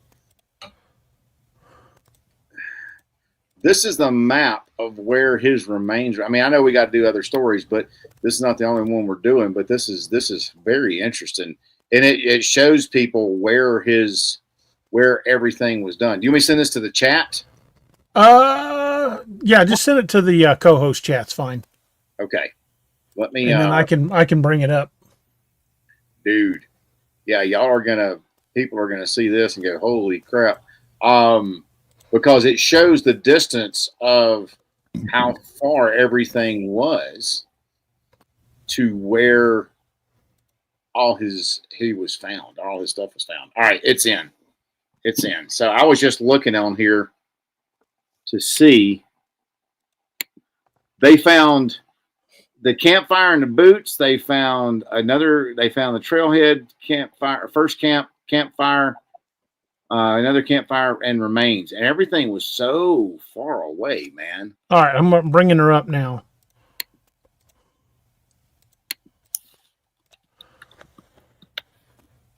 And there we go. I mean, look at that. There's the trailhead. That's where his first camp was. This was Campfire Lake near the Gallatin National Forest. Sunlight Lake was where they were heading. But up here they found a campfire, and that's where he found his boots. And the remains were over here. And I think, if I remember correctly, that's about 10 miles. It was, 8 to 10 miles is what they're theorizing. It was between 8 and 10 miles away from where everything was. The Gallatin National Forest is part of the Crazies. Yeah, I've been up in Gallatin. Me and John were there last year. So yeah, I just wanted to see people to see this to show the big difference in where all this stuff was. I thought it was pretty cool. Yeah, him and his friends were supposed to leave the trail here and camp at Sunlight Lake to hunt, and that's where everything just changed. So where did they get split up at? Between the first campfire and where there's and that. I think if I remember correctly, they were supposed to meet back up at Campfire Lake, and he didn't show. And then they got him on the radio, and he said he'd meet him at the cutoff to Sunlight Lake, which is right there where that cursor is. Yeah, so he was very close to where he was supposed to be. Right. And when they got to Sunlight Lake, he wasn't there. And that's when they called in search and rescue, and it's way past Sunlight Lake, which it was a trail they all knew. They'd hunted up there many times, so they all knew this trail. But for some reason, instead of taking the left going up to Sunlight Lake, he continued on, and it was several miles up the trail where they found the remnants of his campfire and then found his boots. And I just wanted people to see this. I ain't trying to derail the show or anything like that. I just this is exactly what we need. I think this is extremely relevant for people to see where he was supposed to be versus where they found different things and then found his remains 8 to 10 miles away. That's very odd. So without his boots in that type of weather, he ain't going from the boots to where his remains were found. Negative. On his own. No, because that is, if I remember the pictures of the area, that area is extremely rugged. I mean, I would be, I would not want to take a horse up there without being having to watch where you took him. Bro, I like I said, me and John have driven through Gallatin National Forest. I mean, it's the trees are thicker than hair on a dog's back. You know what I mean? That is some rough terrain. This is some good theories. Long Queen have a good one. The Northwest Native Tracker. Y'all are I mean, was something hurting him. Yeah, I think it spooked him to leave until he left his boots behind, and then like Long Queen was saying, safest thing to do is let him drop. Well, and also, what happened to that park ranger in that story we read last week? What were those cryptids trying to do? They were trying to push him to a bottleneck, right? Mm-hmm. Mm-hmm. Could the same thing have happened here? I mean, there was a reason they split up.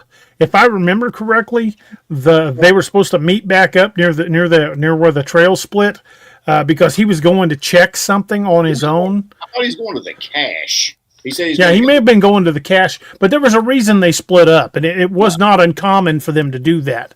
So they didn't think anything of it when he went off by himself. Yeah, because they knew they had good comms because they had done it before.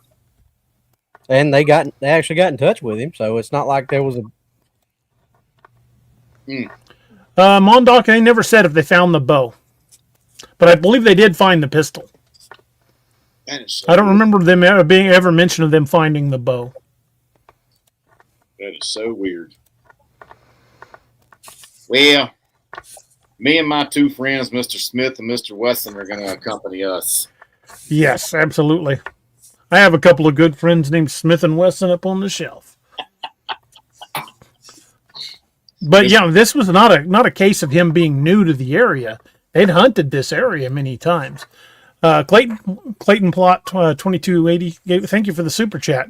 Thanks, man. Says, Doc, you're right. I have maps. I think the maps help tell the story.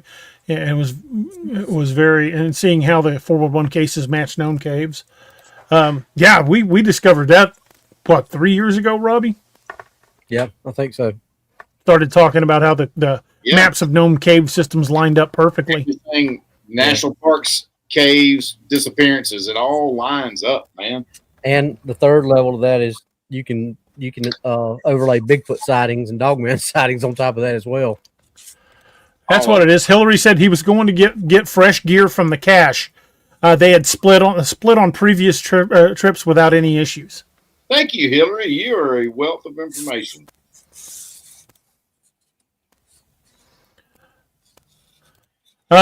Richie, he says, I'd never split up from my buddies just in case you get hurt. True, but they all had GPSs and radios. So if he got hurt, all he had to do was call in. But he wouldn't even respond. After when he didn't show up, they couldn't even get him to respond. Yeah. Marcus says, do you have any good stories from the Ouachita National Forest? Yeah, we just did one just a few minutes ago. That was down in the Ouachitas. Yes, sir. With a missing kid in Arkansas. It was down in southwestern Arkansas in the Ouachitas. Read the Wild Hunt. That's another good story. Sorry. I like to think so. Shameless plug. Might be a little biased, though. A little bit. A little shameless plug for his book. Appreciate you, Doc. Yes, sir. But, if a hunter can be driven out of his boots and chased uphill into a storm, what else is moving in the crazy mountains? So Aaron Hedges wasn't the only outdoorsman to vanish under impossible circumstances. 3 years later, in the rain-soaked forest of Washington State, a young man on a bicycle would vanish, leaving behind a trail of clues so strange the investigators gave up trying to explain them. Robbie, would you like to take segment 5? Sure. The disappearance of Jacob Gray, 2017, Olympic National Park in Washington. A bicycle left in the rain, gear scattered, a body found where it shouldn't be. The sources for this that are verifiable. This segment is built from documents or documented public and investigative sources. Callahan County Sheriff's Office Missing Persons Report 2017-2018, National Park Service SAR logs, Olympic National Park Ranger statements, FOIA summaries, Seattle Times and Peninsula Daily News covered from 2017 and 2018, interviews with Jacob's father, Randy Gray, which was publicly aired, documentary on the missing 411 The Hunted featured the case, and then the missing 411 written documentation from David Pilates, local oral history and search team interviews. Everything below is grounded in those sources. The Olympic Peninsula is one of the wettest, wildest places in the United States. A rainforest where moss hangs like curtains, where fog rolls in without warning, and where the silence feels alive. On April 5th, 2017, 22-year-old Jacob Gray left his family's home in Santa Cruz, California, and drove north. According to his father's interview with the Seattle Times, Jacob was restless, searching for something, drawn to the wilderness. He crossed into Washington, drove into the Olympic National Park, and then he vanished. The bicycle in the rain. The first sign that something had went or was wrong came from a park ranger on patrol. This detail appears in the Callahan County Sheriff's Report. The ranger found a bicycle on the side of Soul Duck Hot Springs Road. Not crashed, not abandoned in panic, just standing upright. Next to it, a trailer, a sleeping bag, a water bottle, and a few scattered items. All of it soaked in the relentless Washington rain, but no Jacob. The ranger assumed the cyclist had stepped into the woods to relieve himself. He waited, called out, checked the area, but nothing. Jacob was gone. The gear that didn't make sense. When deputies arrived, they found something strange. documented in both the Sheriff's Report and the Peninsula Daily News. Jacob's gear was scattered in a way that didn't match a robbery, a fall, an animal encounter, or a panicked flight. It looked placed. His bow was missing, his pack was missing, but the items left behind were arranged almost deliberately. Searchers said that it felt like breadcrumbs that led to nowhere. The search that should have found him. Over the next several days, search teams combed the area. Callahan County deputies, National Park Service rangers, search and rescue volunteers, tracking dogs, and helicopters were FLIR. According to NPS SAR logs, they found no tracks, no scent trail, no clothing, no sign of a fall, no sign of predation, no sign that he even left the road, and no sign that he'd stayed near the road. It was as if Jacob had stepped off the bicycle and vanished into thin air. The father who wouldn't stop searching. Jacob's father, Randy Gray, refused to give up. His interviews aired in multiple news segments paint a picture of a man driven by something deeper than hope. He searched rivers, ravines, ridge lines, game trails, abandoned cabins, old logging roads. He slept in his truck and hiked alone, talked to hunters, rangers, and locals. And everywhere he went, he heard the same thing. This isn't the first time someone has vanished up here. The bow found miles away. Months later, a group of trail workers found a bow leaning against a tree in the deep backcountry. It was Jacob's. But here's the part that investigators couldn't explain. The bow was found miles from the bicycle in rugged terrain with no connecting tracks. No sign of a route, no sign of struggle. It was as if the bow had been carried there and placed. The body found in the wrong place, or the body in the wrong place. In August of 2018, more than a year after Jacob vanished, a group of mountain goats led rangers to human remains near the Hoh River drainage. DNA confirmed it was Jacob, but the location raised more questions than it answered. According to NPS final report, the area had been searched multiple times by trained teams with dogs and aerial support, and yet Jacob's remains were not found until more than a year later. Just like the Aaron Hedges case, it was as if the body had been placed there. So weird. The unofficial ranger theory. Off the record, one ranger quoted anonymously in the local oral history said, Jacob didn't walk into that terrain alone, not barefoot, not without gear. Something moved him. He also said the Olympic Peninsula has a long history of strange disappearances, large upright figures seen at dusk, screams echoing through the valleys, hikers feeling watched, dogs refusing to track. There's that again. And he ended with, whatever took Jacob wasn't human. The pattern that doesn't add up. Jacob's case contains multiple hallmarks of high strangeness in disappearances. Gear scattered in deliberate patterns, the bow found miles away, body discovered in a previously searched area, no tracks, no scent trail, no signs of predation, no signs of a fall, no logical survival behavior. Experienced outdoorsmen don't behave like this, not unless something is very, very wrong. Holy crap. There's another weird one for you. Well, before we get into this, when they filmed the first of the 3 Star Wars movies, Return of the Jedi, the Forest of Endor was actually filmed in the Pacific Northwest in this area. They had to bring people in to stand guard when Peter Mayhew was in there in costume.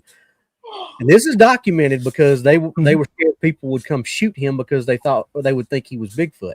Shut the front door.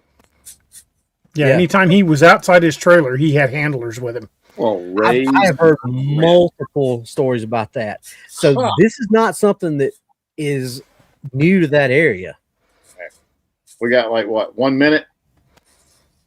Yeah, we got about a minute till we've got to make a quick break.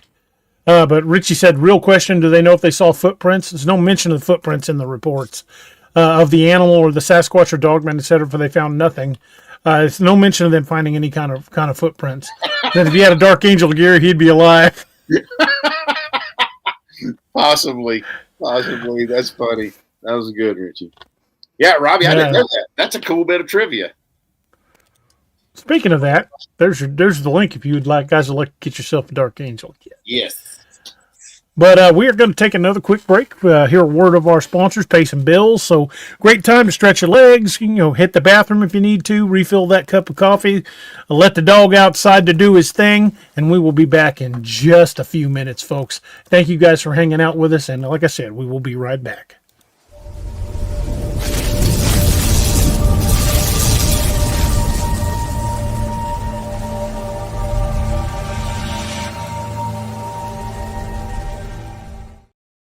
In a world where monsters still walk the earth, one author dares to face them. From the brutal cryptid horror of the Apex Predator series to the Ozark legends that stalk the night in Lakeview, Man. From the elite warriors of codename Wild Hunt to the relentless investigations of the Nightmare Hunter and the frontier terror of Dark Frontiers. When the dead rise, the Ragnarok Rising saga unleashes pure zombie apocalypse fury. And across the stars, war rages in the Lost Legion and Man's Marauders. And in the realm of myth and steel, the world of Vanguard calls to those born for legend. Cryptids, zombies, sci-fi warfare, epic fantasy. This is the universe of DARoberts.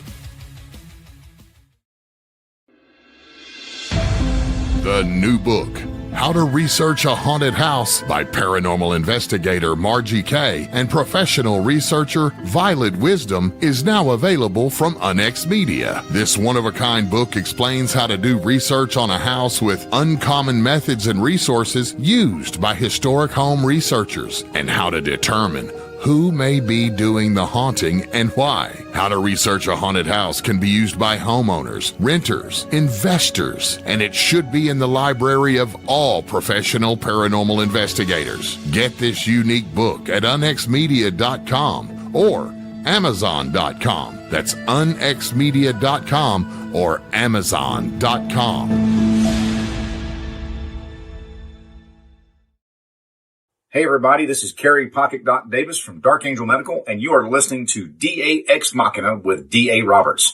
You may recognize me or some of my products from Dark Angel Medical in some of the Apex Predator, Lakeview Man, and Wild Hunt books, and you can get those products at www.darkangelmedical.com, along with training classes on how to use those products and save a life. Shoot us an email at info@darkangelmedical.com and be the difference.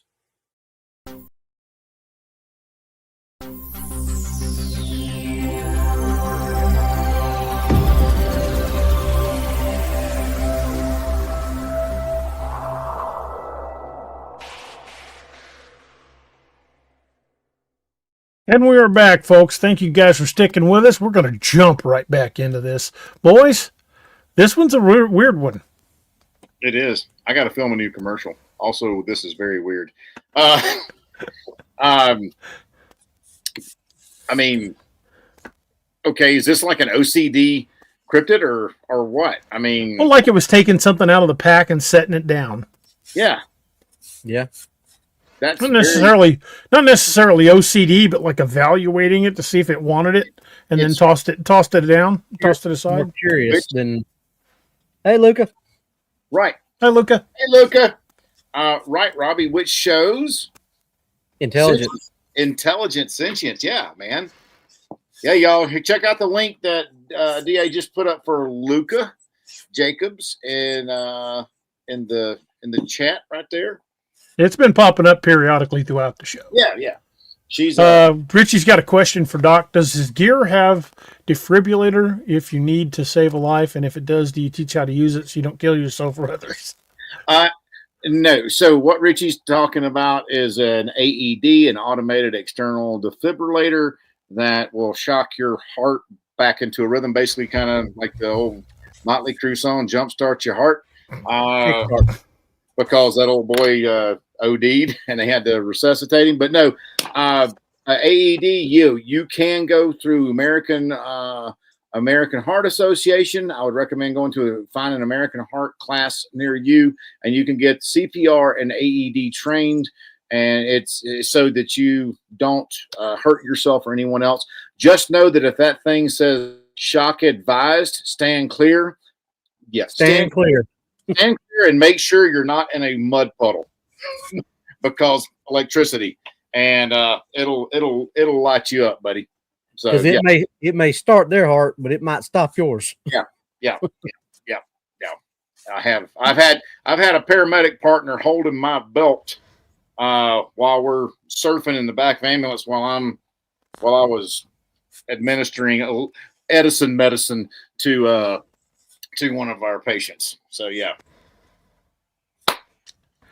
Boys, All kind of back to this one. Robbie, kind of reminds me of another story we talked about with a couple of fellows on bicycles. Yep, in the LBL. Yeah. They found one of the bicycles at ground level, and the other one was like 30 feet up a tree. Wrapped around the tree. That's even more terrifying. How far up the tree? Like 30 feet up. We can't confirm the exact footage though, or footage like this, not footage as in that, because shortly after DA and I read that, it disappeared. Yeah, the story vanished. Those That's things happened many times when They have a habit of doing that, don't they? Yeah. Yeah. Much like the people we've talked about tonight, the story just vanished without a trace. That is interesting. Well, But that area had been searched with search teams and dogs multiple times where they found the remains. And not for nothing, but did I read that right? A team of mountain goats led them to the. Yeah, team of mountain goats. I was like, too. did I And read that right? I saw that too, man, and I was wondering about that because I saw Miss Lene even question a team of mountain goats. Yeah, a group of mountain goats let them in. Yeah, Like, I mean, they know the terrain, right? So, What, Billy? Billy fell in the well again? you know, what's even weirder to me is it's just kind of like the same thing with these other incidents with like Aaron Hedges. The bow. Miles away. This guy's bow was found miles away in extremely rugged terrain. just placed against a tree like it had just been there. Yeah, just leaned up against a tree. And that's in the sheriff's office report, man. That's not like... And his body was discovered even miles away from that. I wonder if his bones were organized like Aaron Hedges' bones were. It didn't say, but I would not be surprised. That would be... Especially since it said that the bones were found in an area that had been searched multiple times. Right. That would be pretty doggone cool to know about that. Yeah, that's an interesting little tidbit of information. When I heard that, my ears perked up. I was like, "Oh, this is just like that other story." Yeah. Yep. Except apparently goat friendly. You know, and these are also apparently well conditioned, experienced outdoorsmen Mm-hmm. that are doing the complete opposite of what they have known, what they know to do and been trained to do. Yeah. What would make them do that, Robbie? What you just said. Yep. But you can't escape the Sarge team. SARG, Search and Rescue Goats. Apparently. Sarge, y'all going to put that in one of your books. We're going to call in the Sarge team. We're going to call in Sarge team. We're going to Search call and in Rescue Sarge. Goats. Yeah. Call Sarge. Who's Sarge? Don't worry about it. Just keep the grass out of your pockets. You'll be fine. Yeah, that's not the worst acronym I've ever heard. That's actually a pretty good acronym, the Sarge team. The best one I've ever seen in my career in law enforcement was we got a flash at Greene County, and if Jenkins is here tonight, he'll remember this memo. the memo came to us to be watching out for trucks coming out of Utah, and the tip came to us from, and I kid you not, the Central Utah Narcotics Task Force. No. So I emailed them and asked them for a patch. They never contacted me back. No, that's Well, some agencies Google it; they're real. Some agencies have a fast action response team too. The fart team. The fart team. oh my god, I don't see their patch. Lynn Parsons has a good point or good question. Do any of these stories say whether there were chew or cut marks on the bones? It didn't say, but this one does say there were no signs of predation or struggle. So I guess that would include, bite marks or teeth marks on the bones.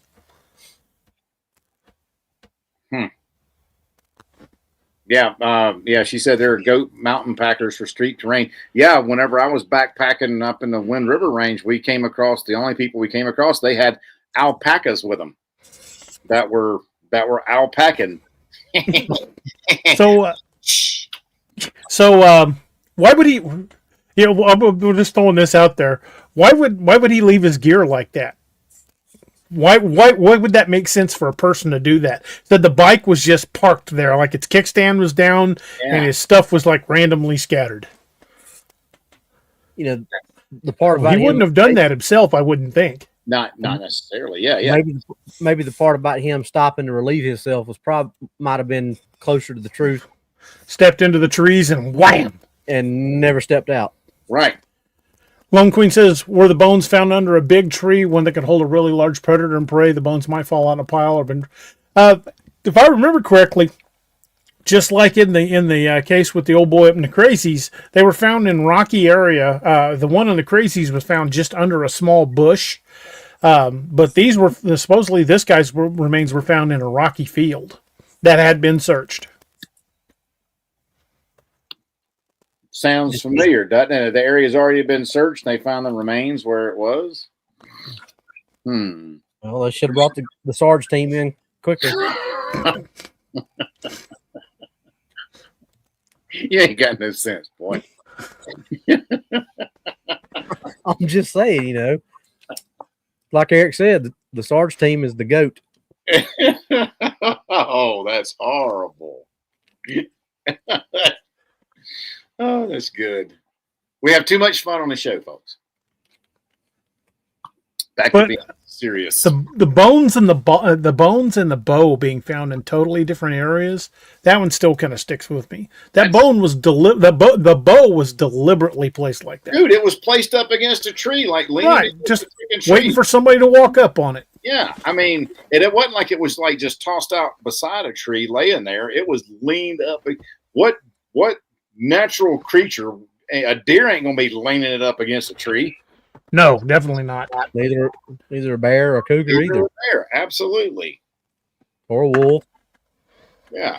So do you think it was following him while he was on his bike, or just he happened to pick the wrong place to stop, stretch his legs, and take a leak? I would say option 2. I think he parked that bike, got off to either get a drink or stretch his legs or to take a leak, stepped in the woods, and bam, he was gone. But, it could be a combination. It could have been watching him too, and he just happened to pick the wrong spot to stop. Exactly, Lone Queen. Then we can deduce that they must have been carried to the place they were found. That's the only logical explanation.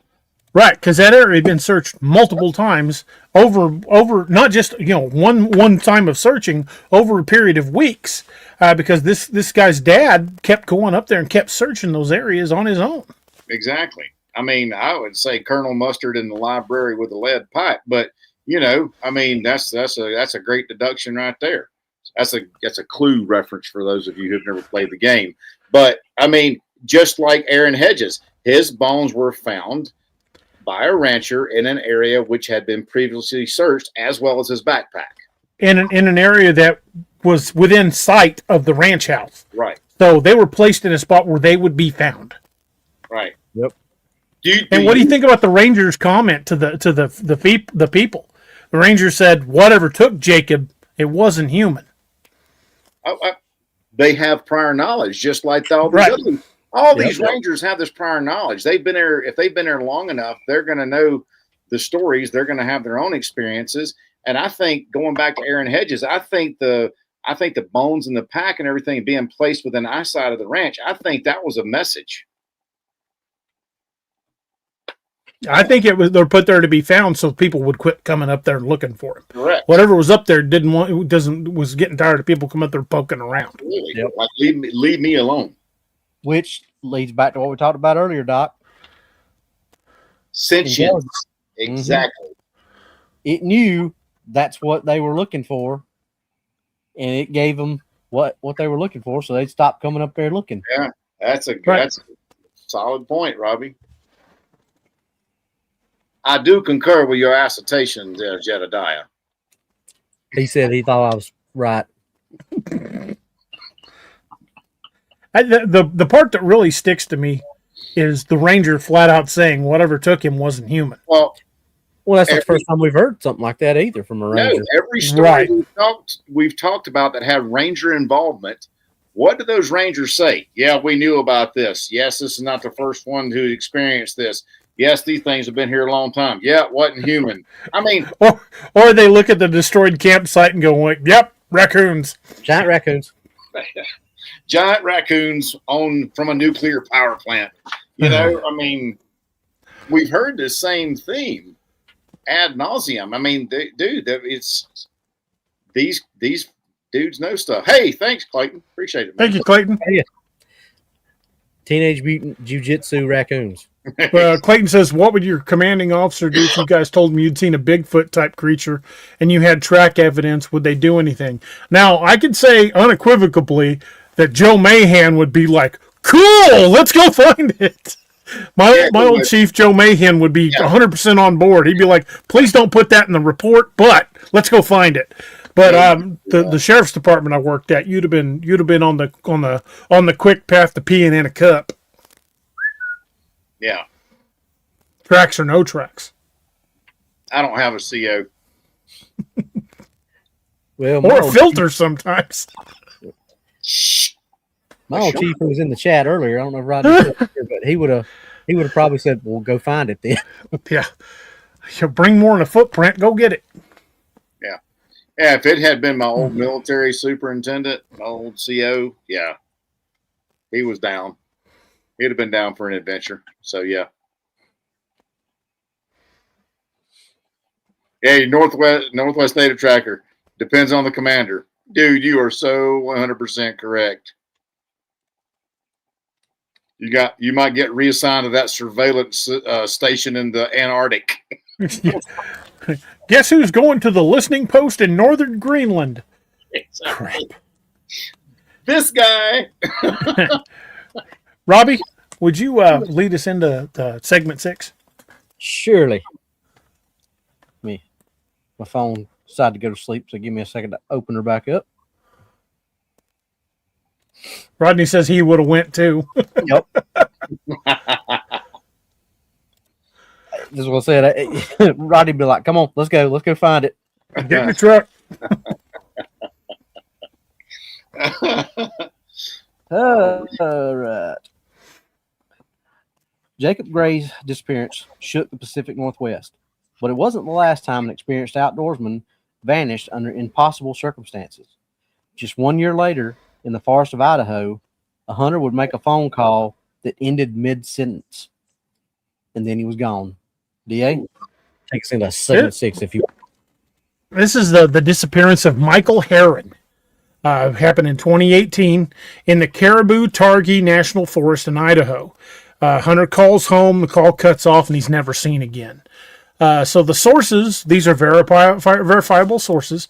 This segment is built from documented public and investigative sources, including the Teton County Sheriff's Office missing person reports from 2018, Idaho Fish and Game Search and Rescue logs, local news coverage from East Idaho News, Idaho State Journal from 2018 to 2019, interviews with the Heron's family, publicly aired, National Forest Ranger statements, FOIA summaries, missing 411 documentation by David Pilates. So again, this one has been profiled, so it meets those criteria.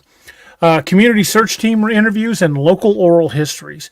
Everything that follows is grounded from those sources. The Caribou-Targhee National Forest stretches across the Idaho-Wyoming border like a living wall of timber and shadow. Steep ridges, dense stands of lodgepole pines. I'll say that eventually. And valleys where sound. Yeah, no kidding. Valleys where sound disappears and the air feels heavy. On September 23rd, 2018, Michael Heron, a 51-year-old experienced hunter from Driggs, Idaho, headed into the forest for a solo scouting trip. According to the Teton County Sheriff's report, Michael was preparing for an upcoming elk season. He knew the terrain. He hunted it every year. He was confident, skilled, and well-equipped. He told his wife he'd be back by that evening, but he never made it. The phone call that cut off came around 4:30 p.m. Michael had called his wife. This detail is confirmed in both the sheriff's report and the East Idaho News. He told her, "I'm heading back now, should be home soon." His voice was calm, normal, nothing unusual. Then mid-sentence, the call just cut out. Not dropped, not static, not fading, just stopped. His wife tried calling back, no answer. She tried again, went straight to voicemail. Within the hour, she'd called the sheriff's office. Deputies located Michael's truck at a remote trailhead, and this details appeared in the Teton County search and rescue logs. In the truck, they found his lunch, his thermos with still coffee in it, his maps, and his extra gear. Everything was neat, organized, and completely untouched. Outside the truck, there were no tracks, no drag marks, no sign of a struggle, no sign of any kind of animal encounter. It was as if he stepped out of the truck and disappeared. The gear didn't add up, though. Searchers found Michael's bow case about 200 yards from the truck. Not dropped, not thrown, not torn, just simply placed against a tree. Dang. A few yards later, they found a glove, then a water bottle, then nothing else. These details are confirmed by the Idaho State Journal in 2018. It looked like a trail of clues, but the trail didn't lead anywhere. The search should have found him. Over the next week, more than 70 searchers combed the area. Sheriff's deputies, Idaho Fish and Game officers, search and rescue volunteers. They brought in tracking dogs, helicopters with thermal imaging, horseback teams, and more than a dozen drones. According to the search and rescue logs, they found no tracks, no scent trail, no clothing, no body, no sign of a fall, no sign of predation, no sign he left the trail, no sign he even stayed anywhere near the trail, as if he'd been lifted off the ground and disappeared. The dogs, however, had a different story. Handlers brought in multiple dog teams. They sniffed the truck, they sniffed the bow case, they sniffed the glove, and then, just like in the Brian Ward and Bo Taylor cases, they refused to continue. Handlers described the dogs as anxious, whining, pulling back, and refusing to go forward. This detail appears in all the FOIA released ranger summaries. Whatever was in those woods, the dogs wanted no part of it. Then a witness came forward who said he heard something. A hunter in a nearby drainage reported hearing something strange around the time Michael vanished. His statement appears in the sheriff's supplemental report. He described heavy, fast bipedal movement crashing through the brush, followed by sudden silence. He assumed it was another hunter, until he learned that no one else was in that drainage, and no tracks were found. But that forest doesn't give any answers. Weeks passed, then months, then a year. No body, no clothing, no gear, no signs of predation, no signs of a fall, no signs of foul play. Just absolutely nothing. The Teton County Sheriff's Office eventually suspended the search, but the case is still open. Probably why you can't FOIA all of it. It's still listed as unsolved and unexplained, and the forest is still dead quiet about it. But the unofficial ranger theory, off the record, quoted anonymously, obviously, he said, Michael didn't just get lost. Something stopped him mid-sentence, something fast and something close. They also said that the region has a long history of strange disappearances, large upright figures seen just at dusk, screams echoing through the timber, hunters leaving the area because they felt like they were being watched, and dogs that refused to follow trails. He ended with, whatever took Michael, it wasn't a cougar, and it damn sure wasn't a bear. But here's the pattern, like Doc was saying, the pattern that doesn't make sense. Michael's case contains multiple hallmarks of high strangeness disappearances. Call cut off mid-sentence. That enough is weird. The truck was found completely untouched. Gear was found in deliberate patterns. No tracks, no scent trail, no signs of predation, no sign of a fall, no logical survival behavior exhibited, and the experienced hunter acting completely out of character. People don't vanish like this. Not without help, not without force, not without something taken. Dude, this is like the third experienced hunter. Right. That's just completely out of character, off base for them. You know what I mean? Yeah, and they never found a trace of this guy. I mean, not even a bone or nothing. Yeah. And, the way the dogs progressively started, sniff the truck, sniff the bow case, sniff the glove, and then like, nah. Nope, I'm out. Yeah. Deuces. Once they got to that, they were like, no, because if something placed those items there, it would have had to leave its scent on there. And they were like, yeah, that's strong enough for me to say, no, thank you, sir. And I've been up in that area, and that is we were there last summer. John and I went all through that Idaho, Wyoming, Gallatin area. That's some rugged freaking terrain, dude. Yeah, I've driven through that area. That is some very rough terrain. Yeah. That's terrible. That's terrible. That really is. I hate hearing that. And like Robbie said too, earlier, the families can't ever get closure on this stuff. Right. Yeah. To me, the really weird part about that is the phone call that ended mid-sentence. Oh, that's so bad. That's so terrible. That is so terrible. Yeah, it's bad enough or hard enough for them to find, to get past it, even when they find the remains, because you still have no clue what happened. At least you have the remains that you can bury and have that. Right. But you still have that. But for those that have no remains and still have no answers, that's sad, man. It's so sad. I mean, and the whole thing, the truck, nothing touched the truck. Right. Well, and there was plenty of gear in it. Right.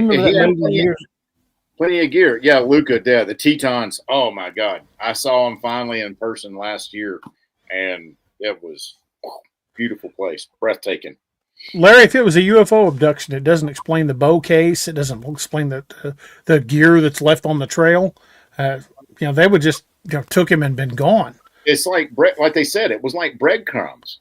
But they never found his cell phone either. There's nowhere it could have gone, and the breadcrumbs, the trail just dropped off and into nothingness. There was no tracks. They didn't find any tracks of him or anything else. No predation tracks. What about the scent trail? If there obviously was a scent trail, the dogs were just like, screw you, I ain't going. Right. Yeah. I'm done. Yeah. Y'all can go pound sand, kick rocks, nerd. I ain't freaking tracking nobody. Sorry. How many times, how many cases have we read that? Well, the dogs tracked up to a certain point and they were like, nah, I'm done. Absolutely. Yeah, exactly, Challen. That's the same thing. Him being cut off mid-sentence, he was attacked when he was on the phone. Yeah, every case we've talked about tonight, the dogs either picked up nothing or absolutely refused. Yeah, if they did pick up something, they're like, yeah. And you track it. I think you're right, Doc. He was attacked mid-sentence, but he was attacked fast and hard. Dude. He didn't have time to yell, scream, anything. It just stopped him mid-sentence. Yep. Kind of like a big open hand slap from behind. Yeah. Arkansas hog hunter Dan puts me to the mind of the old Winchester rifle. Right, there was an old 1873 that was found against a tree a while back. I want to say it was in Arizona or New Mexico, somewhere out here in the Southwest. Makes one wonder if perhaps it was put there much like these long ago. Could have been. I want to say that was in the Jeremiah Johnson. He found that rifle. Yeah, that's right. That's right. But if I remember correctly, that was gripped in the icy body of a dead dude, though. Yeah, it was that dude up in the hills. Yeah, up in the mountains. Yeah, but Northwoods. That's a good question. There are Thunderbird sightings all over the western United States. Yeah, I mean they had one. There was one even recorded in Tombstone in the late 1800s. Mm-hmm. Hillary, I will see if I can make that happen. Maybe not the dog teams that tracked this, but I might be able to talk to some people I know that have run tracking dogs that are part of search and rescue here in the Mark Twain. Because I know a few people that have had some weird experiences, nothing they wanted to go on the record about or nothing they could even really describe. Just weird places out in the Twain where the dogs were like, nope, time to get in the truck. You stay out here if you want to. I'm waiting in the truck. Right. Marcus Antonius says, what is a thunderbird? In Native American beliefs, it's often described as like a giant eagle, like massive eagle, and sometimes it's even described like a remnant pterodactyl. The ones that they see out in the Four Corners area are often described as looking like a pterodactyl. That's the ones that I had heard about in Arizona, the pterodactylish looking ones. They actually attacked a couple of cowboys way back in the day, and yeah, that was carried one of them off. Dun dun dun. Sorry.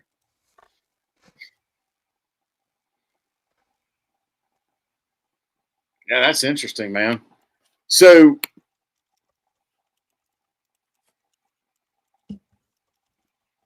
why do y'all think these dogs,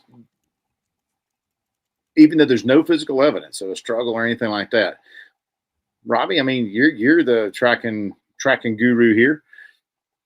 Why do you think these dogs are just refusing to track? And not only this case, but not only just the cases tonight, but multiple cases we've talked about. They've just absolutely said no when they'll track a freaking bear or a lion or something. I think it's like we talked about. It's just they know, and it's whether it's like you said earlier of genetic memory or whatever it is, they understand that whatever this is, it's not something that is a normal predator should be messed with.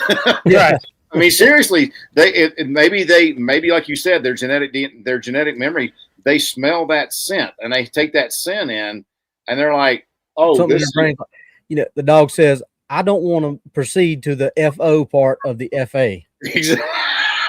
Exactly. This is way worse than way bigger than we're gonna track. That and a dog's sense of smell is so much more powerful than ours. We have no idea what they gather from a sense of smell, from their smell. They might know exactly what that thing is simply by the smell. Night, Miss Lene. Hope you feel better. Good night, Miss Lene. You get to feeling better. Yeah, that's exactly it, DA. That's what I was just like, man, these dogs, they live, and Robbie's even said this, dude, they're jonesing. They're like, whoa, let's get out of here. Let's get out of this kennel and get to tracking. Let's do it, man. But if something like that says, nah, and goes back in the kennel and says, screw you, I ain't coming out, you better pay heed. It strikes me that, again, in this case, that the dogs wouldn't track, and there was zero physical evidence. Right. Other than the few discarded items on the trail and his bow case leaned up against a tree. They didn't need physical evidence. All they needed was this. Right. No. Well, and it reminds me of that hunter that old man that disappeared amongst all of his friends and family in these areas. Remember, all they found was his rifle up against a tree. And he was gone. Here's the thing. He was older, but he was also a ranger in World War II. Yeah, dude, he was tough dude, man. These dogs are not constrained by this. They don't have these misconceptions. Oh, people will call me crazy if I say I'm not going to track this, or that I said they know what they smell, and what they smell is something that they don't want to have anything to do with, and they're just not going to do it. They don't have that dilemma that we have of, well, that's not true. We don't. You're crazy if you believe in that. They smell it. They know it's not something that to them, tracking is instinctual. It's just what they do. They don't have any preconceived notion, no prejudices like we have as a human being. Because here's a thought: humans have the uncanny valley, right? Who's to say dogs don't get something similar when they smell certain scents? Yeah, 100%. Well, I mean, if all that's true, then dogs, we would have had domesticated wolves at that time to protect us at that time, and they would have had that same genetic memory because they would have been right there with us. So if that was something that was going on, that's something that's moved on from generation to generation. Rodney's got a good question. Says, why do you think the evil and aggressive cryptids are not tracked and destroyed? We surely have the means to do so. I think they are. I think that like my Wild Hunt books, I think there really is a team out there that hunts these things down when they cross a certain line. If they're picking off stragglers out in the deep mountains, the government probably doesn't care. But when they start taking out, multiple people from near residential areas, I'd say that's when crap comes in. Like in the North Carolina story, where that family got wiped out, and got wiped out, and the sheriff called it in, and they sent in a team of Navy SEALs to hunt those things down. Yeah, open your window and ask the bush outside your window if. I think that I might need to. This might be tinfoil hat territory, but I think they're weaponized, dude. I'm 100%. I think some of them are 100%. Yeah. I don't think they all are, but I do think. No, I don't think they all are, but I think some of them are weaponized, dude. Honestly. Oh, absolutely. Our government has used animals as weapons before. I mean, dolphins and killer whales have been trained to attack divers and to plant mines. Right. I mean, they've weaponized rabbits. They weaponized bats in World War II. Yeah. It's the holy hand grenade. Oh, Lord, bless this thy holy hand grenade. Count this down to 4. 5 is right out. Just a rabbit.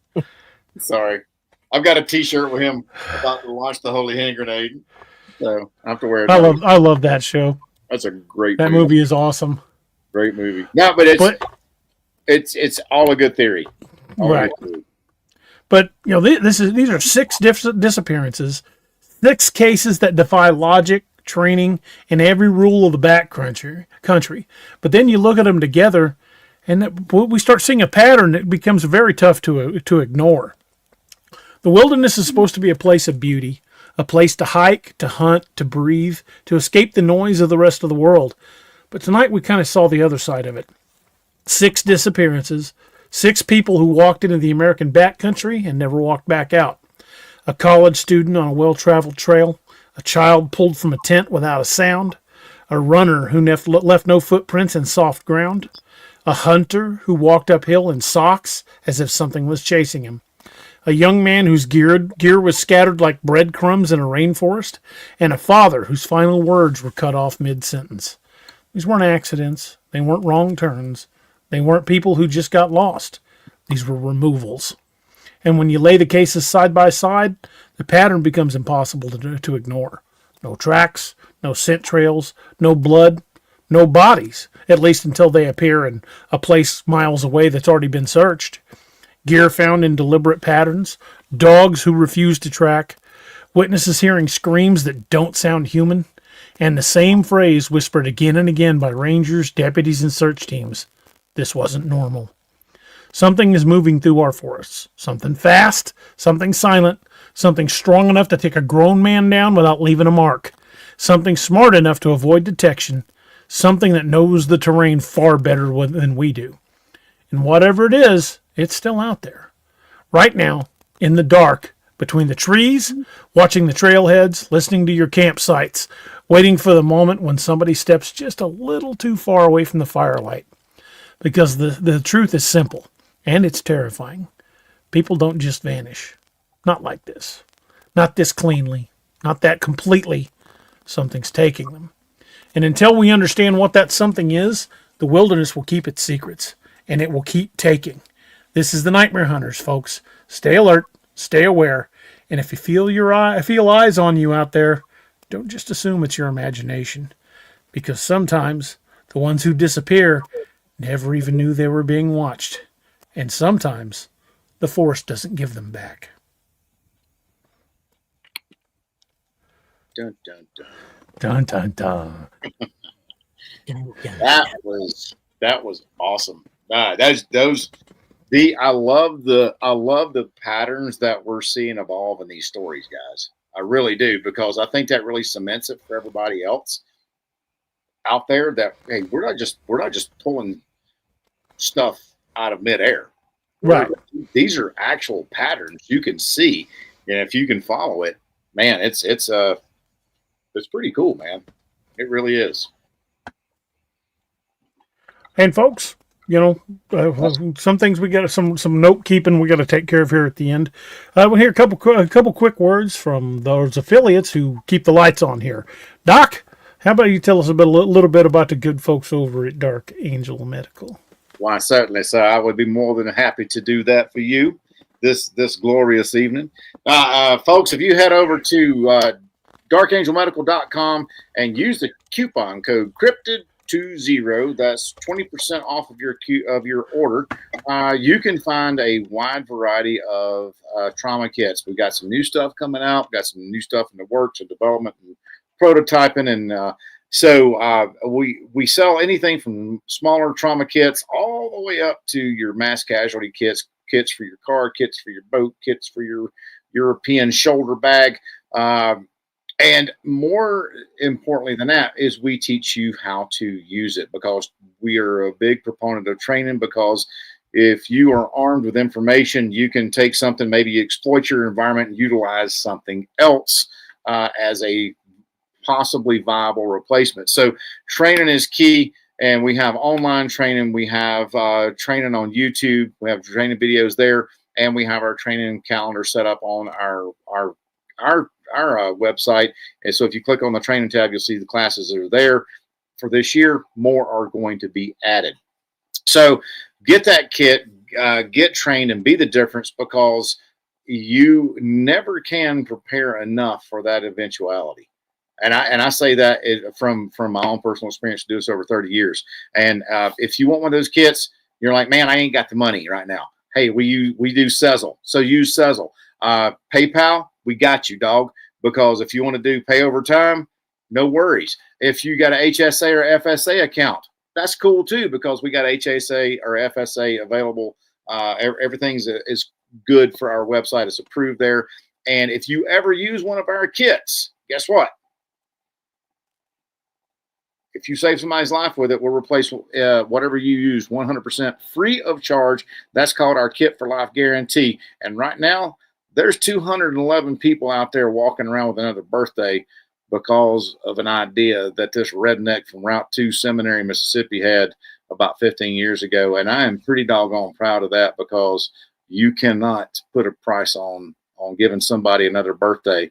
Because what do we pack into bags and boxes, guys? Birthdays and boxes. Birthdays and boxes, baby. That's what it's all about. And we got you, man. So we appreciate y'all if you stop by and visit this disabled veteran-owned small business, because we are a very small company. You see the warehouse staff right here, but we have a very big heart, and we appreciate each and every one of you.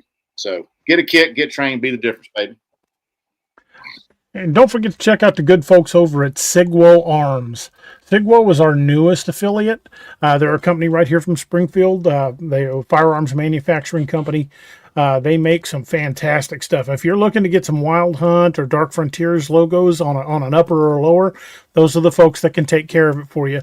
And they've got fantastic deals on Whisper Pickles, aka suppressors, and Freedom Seeds as well. They manufacture their own in-house and pass the savings on to you, so you can get some really good deals. So check out SigwoArms.com. Tell the Codys we sent you, and you're really going to like it. And while you're at it, head over to scallywagtactical.com and check out Craig and the boys. Scallywag Tactical was one of our first affiliates. Doc was the first, and Scallywag came right behind him. And I mention them in the books a lot because they make fantastic blades. And a good knife is probably one of the greatest things you can have on hand in a bad situation. Because it's such a versatile tool, and they've got every knife you could possibly want or need. So check out SigwellArms.com.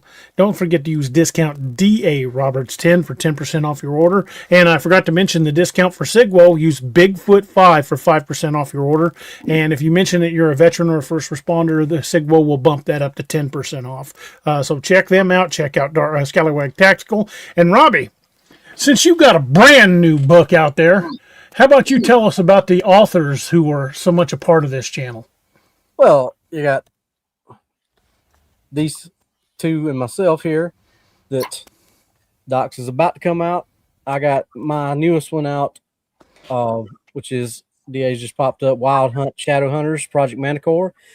DA's got The Devil of Abstracts is out, but he's currently got two more that you're pretty close on. Probably getting close to halfway. I'm over halfway on both projects. So Excellent. they'll be coming pretty quick. Doc is in final edits for his first book, and it's really nice, Clark. Really nice. Thank you, Clark. And I am over 10,000 words into my next project, which is going to be following up on Heart of Iron with for DA's book. And I've got another one that I'm a little over probably 38,000. The one that DA likes to hum a certain tune.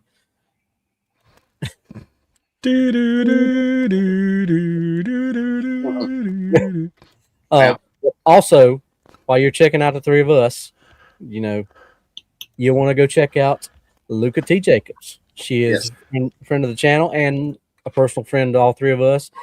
If you like the covers for our books, that's where we get them from. Luke is awesome. She does an amazing job. She not only does she do that, but she helps Doc and I with formatting and all that stuff. So our books sound more gooder. But also, like DA said many times before, you could take her books and set them down in the middle of all three of our books, and they would fit right in to our universe. And they're very well written. She's a fantastic writer.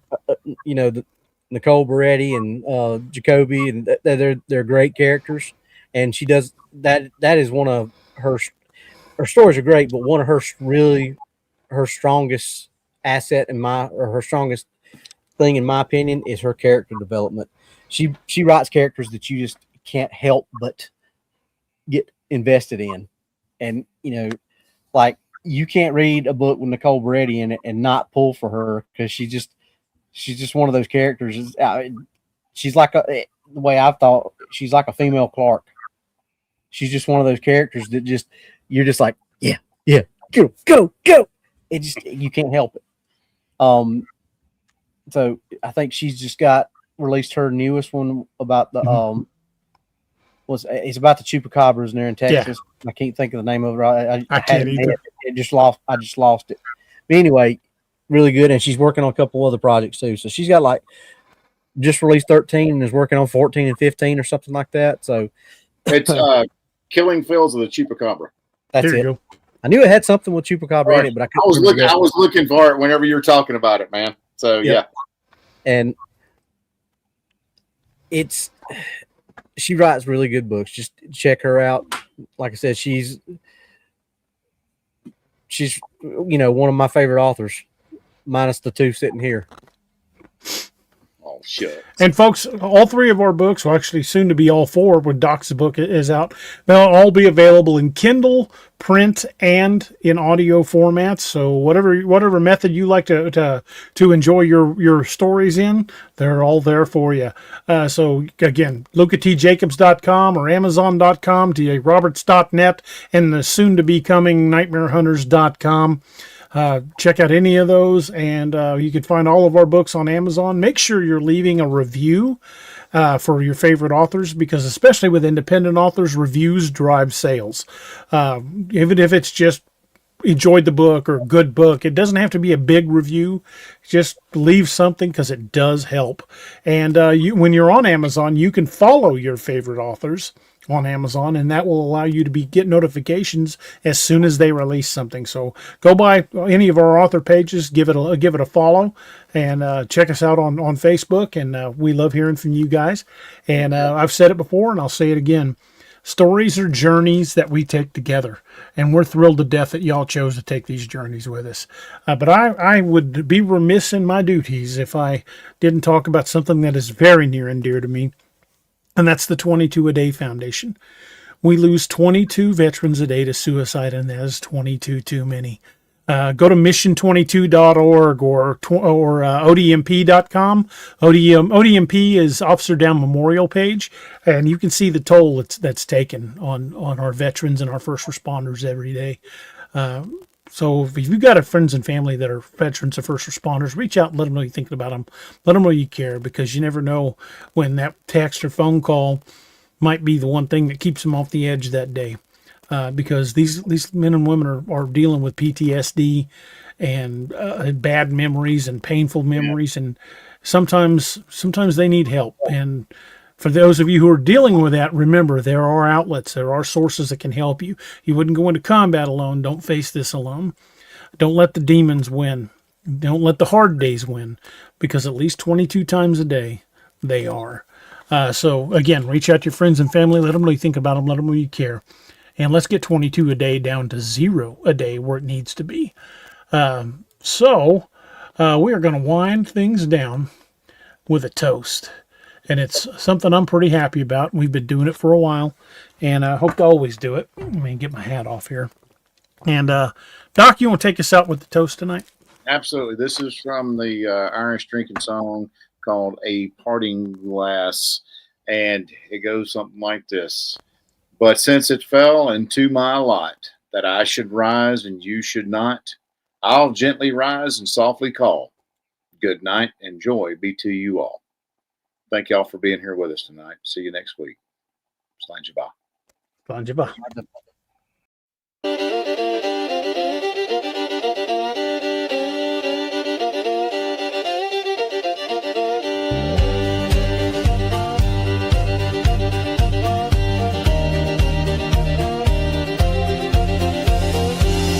Plains, the winds are howling, saloon doors swinging, shadows growling. 3 lawmen stand tough as rawhide. Yeah, Doc and DA, nothing can abide. Whiskey shots and poker faces, staring down the darkest spaces in this town where legends roam. These boys bring justice, sending evil home. Cryptid lawmen, wild and free, hunting monsters for all to see. With silver bullets and grit of steel, they fight the darkness, make the demons squeal. From dusty canyons to moonlit plains, justice rides with wind and rains. Cryptid lawmen, a fearsome sight, standing tall against the endless night.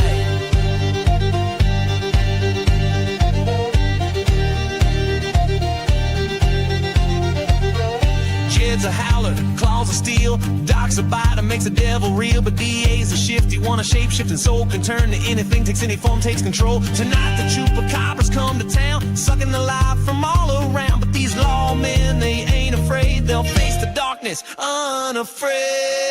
Cryptid lawmen, wild and free, hunting monsters for all to see. With silver bullets and grit of steel, they fight the darkness, make the demons squeal. From dusty canyons to moonlit plains, justice rides with wind and rains. Cryptid lawmen, a fearsome sight, standing tall against the endless night.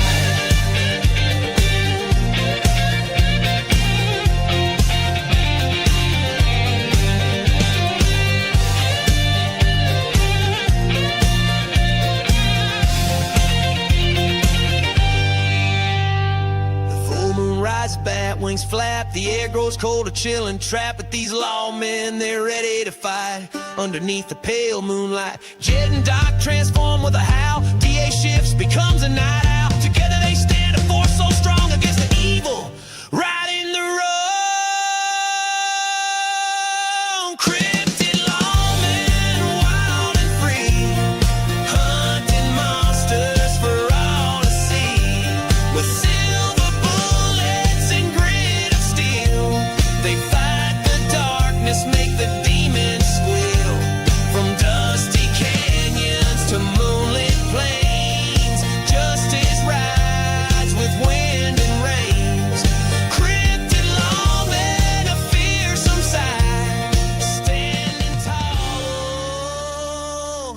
against the endless